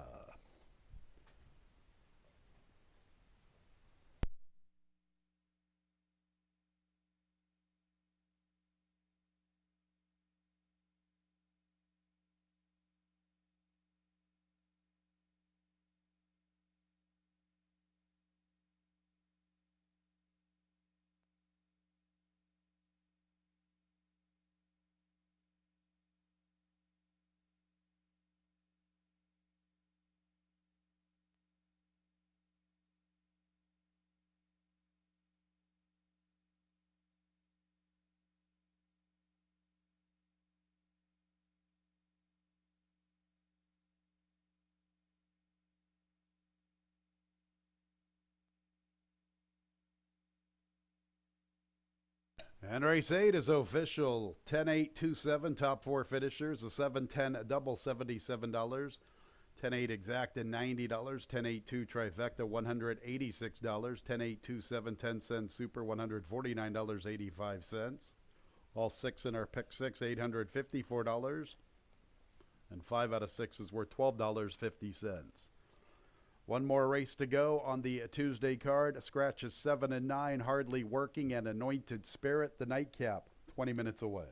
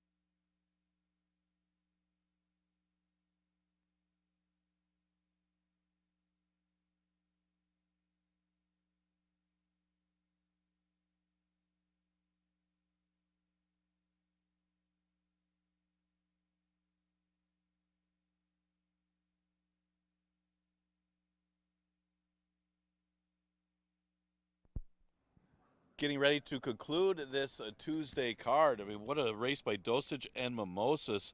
Still going. That's 3 wins in the last 4 starts. I think when the clouds come in or it gets get a little bit rainy, the Dosage and Mimosas likes it that way and wins the race. Carlos Barbosa for M. Anthony Ferraro, best in there and having a pretty good season of the few races that she's run. She's really in great form right now, getting the win in race number 8. Just a reminder, we do have live racing continuing tomorrow, another 8-race card tomorrow with a 1:15 first post. Well, we got 9 today, and this is the last race on the Tuesday cards, the never won 2 condition, going a distance of 1.70 miles. 2 horses really getting most of the play. That's My Business.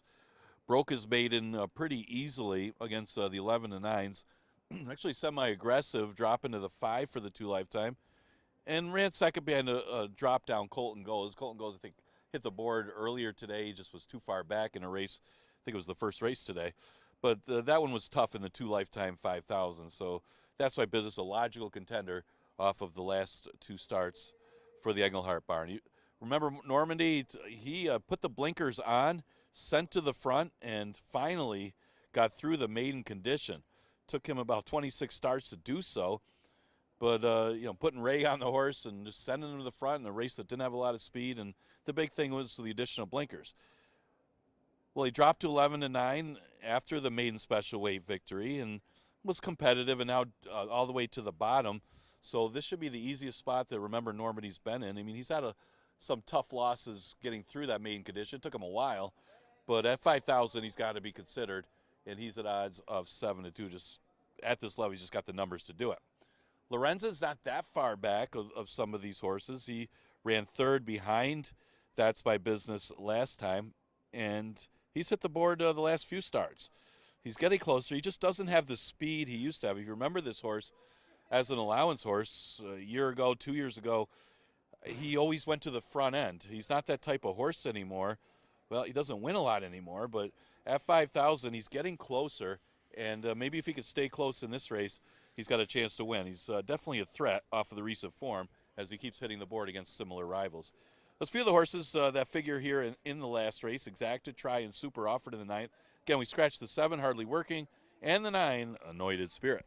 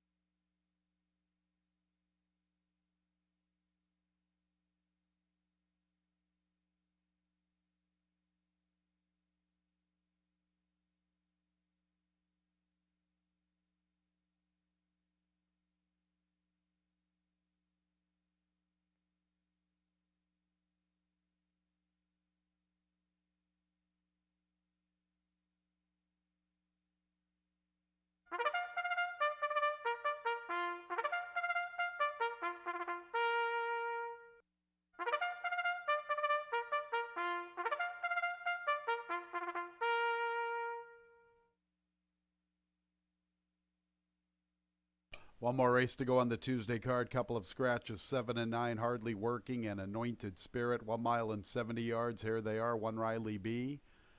Danilo Grisales Rave. 2 is Lorenzen Jeremias Flores.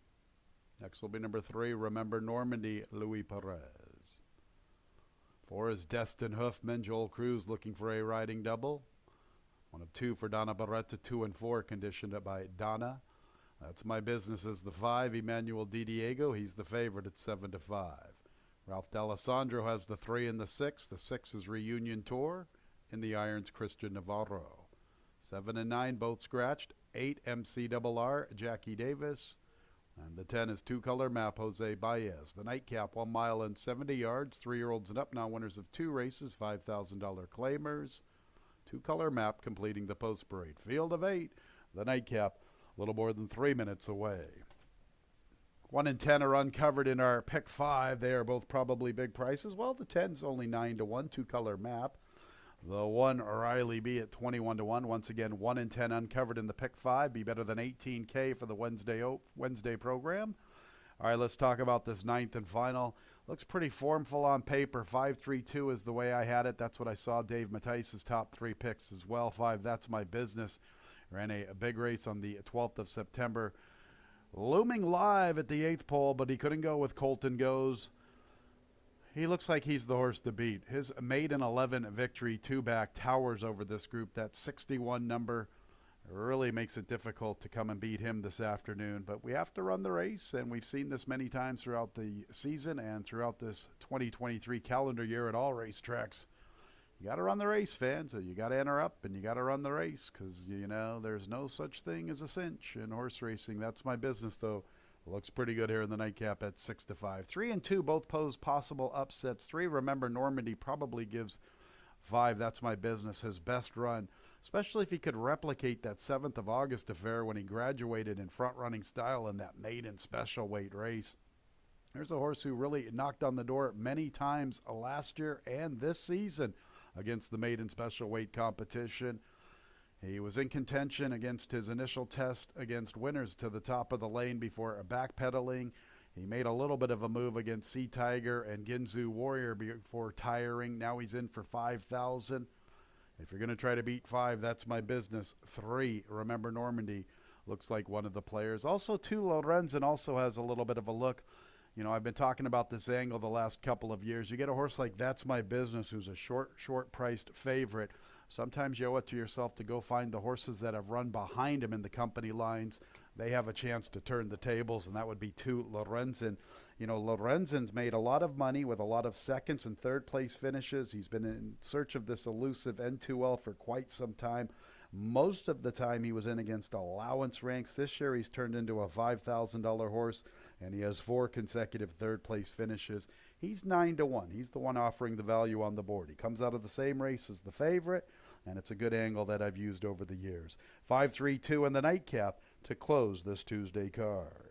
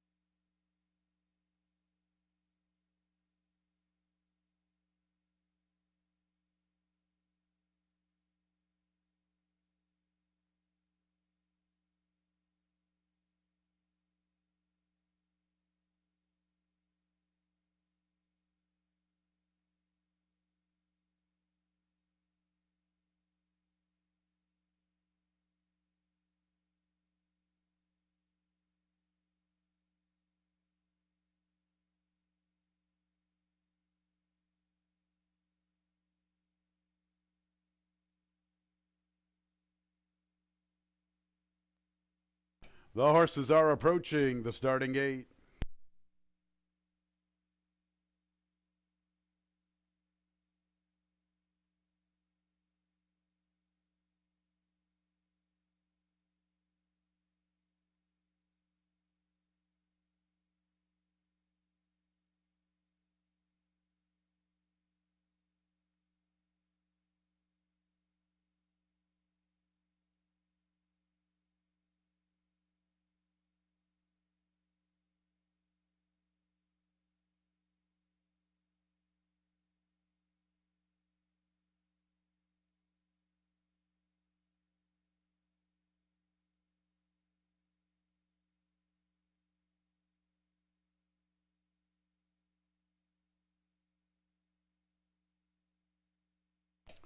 It's post time for the Tuesday nightcap. Number 5, That's My Business. He's the favorite at 6-5.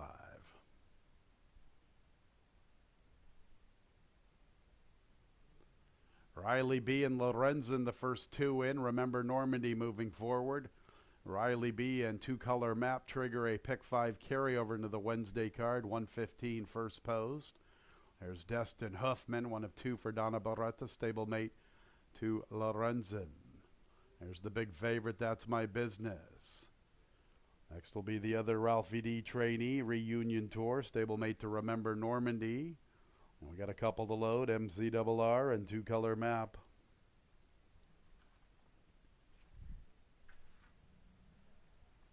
Two-color map to the outside, ready for the nightcap.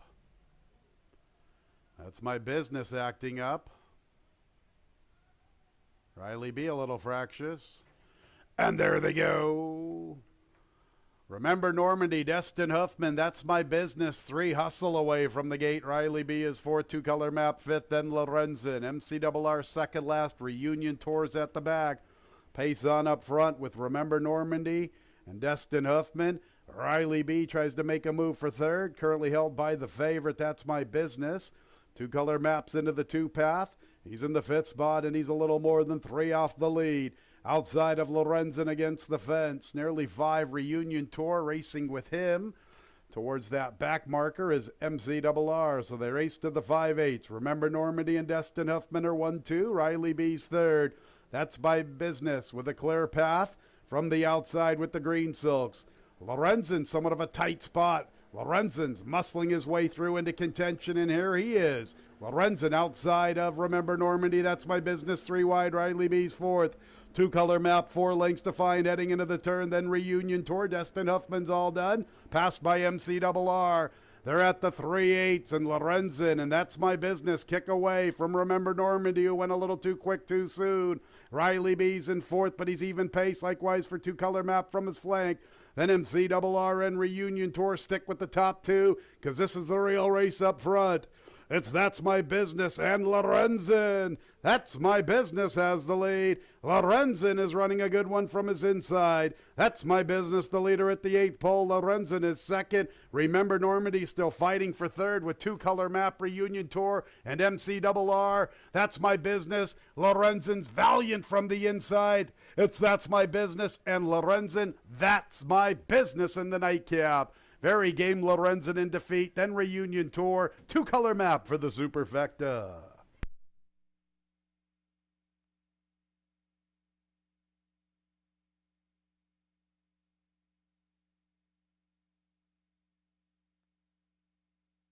Good horse race between That's My Business and Lorenzen. They both came out of the same affair. A little better price with Lorenzen, obviously, as That's My Business was the clear-cut favorite here in the nightcap. 6-5 versus a 5-1. Good race between those two, 146 and 73 100ths. And we have the numbers. A 5, That's My Business verse. Second place 2, Lorenzen. Third place 6, Reunion Tour. A photo for 4th. 146 and 73 100ths, the final time.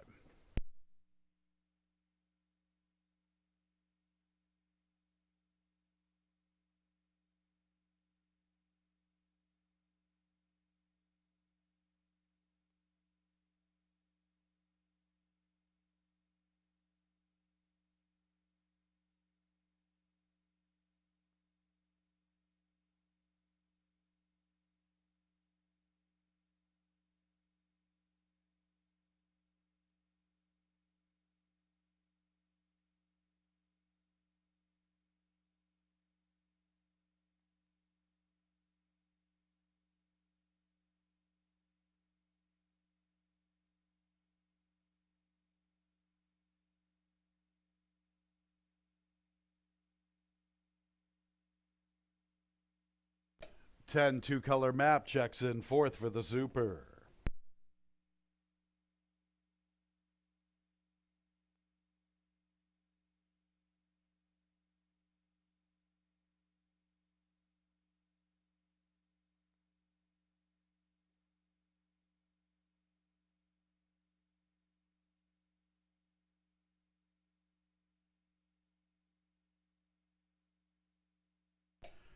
That's my business for 2 out of 3. He is a 3-year-old chestnut gelding by Mucho Macho Man out of the damn old Blue Eyes.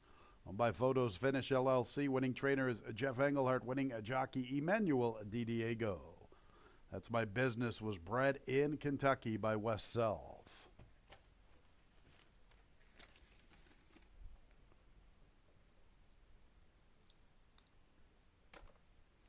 And the nightcap is official. 10-5, a late double, $32.20. 5-2 exacta, $16.40. 5-2-6 trifecta, $30.75. 10-cent super, 5-2-6-10, $39.45. 7-10-5 late pick 3, $49.87.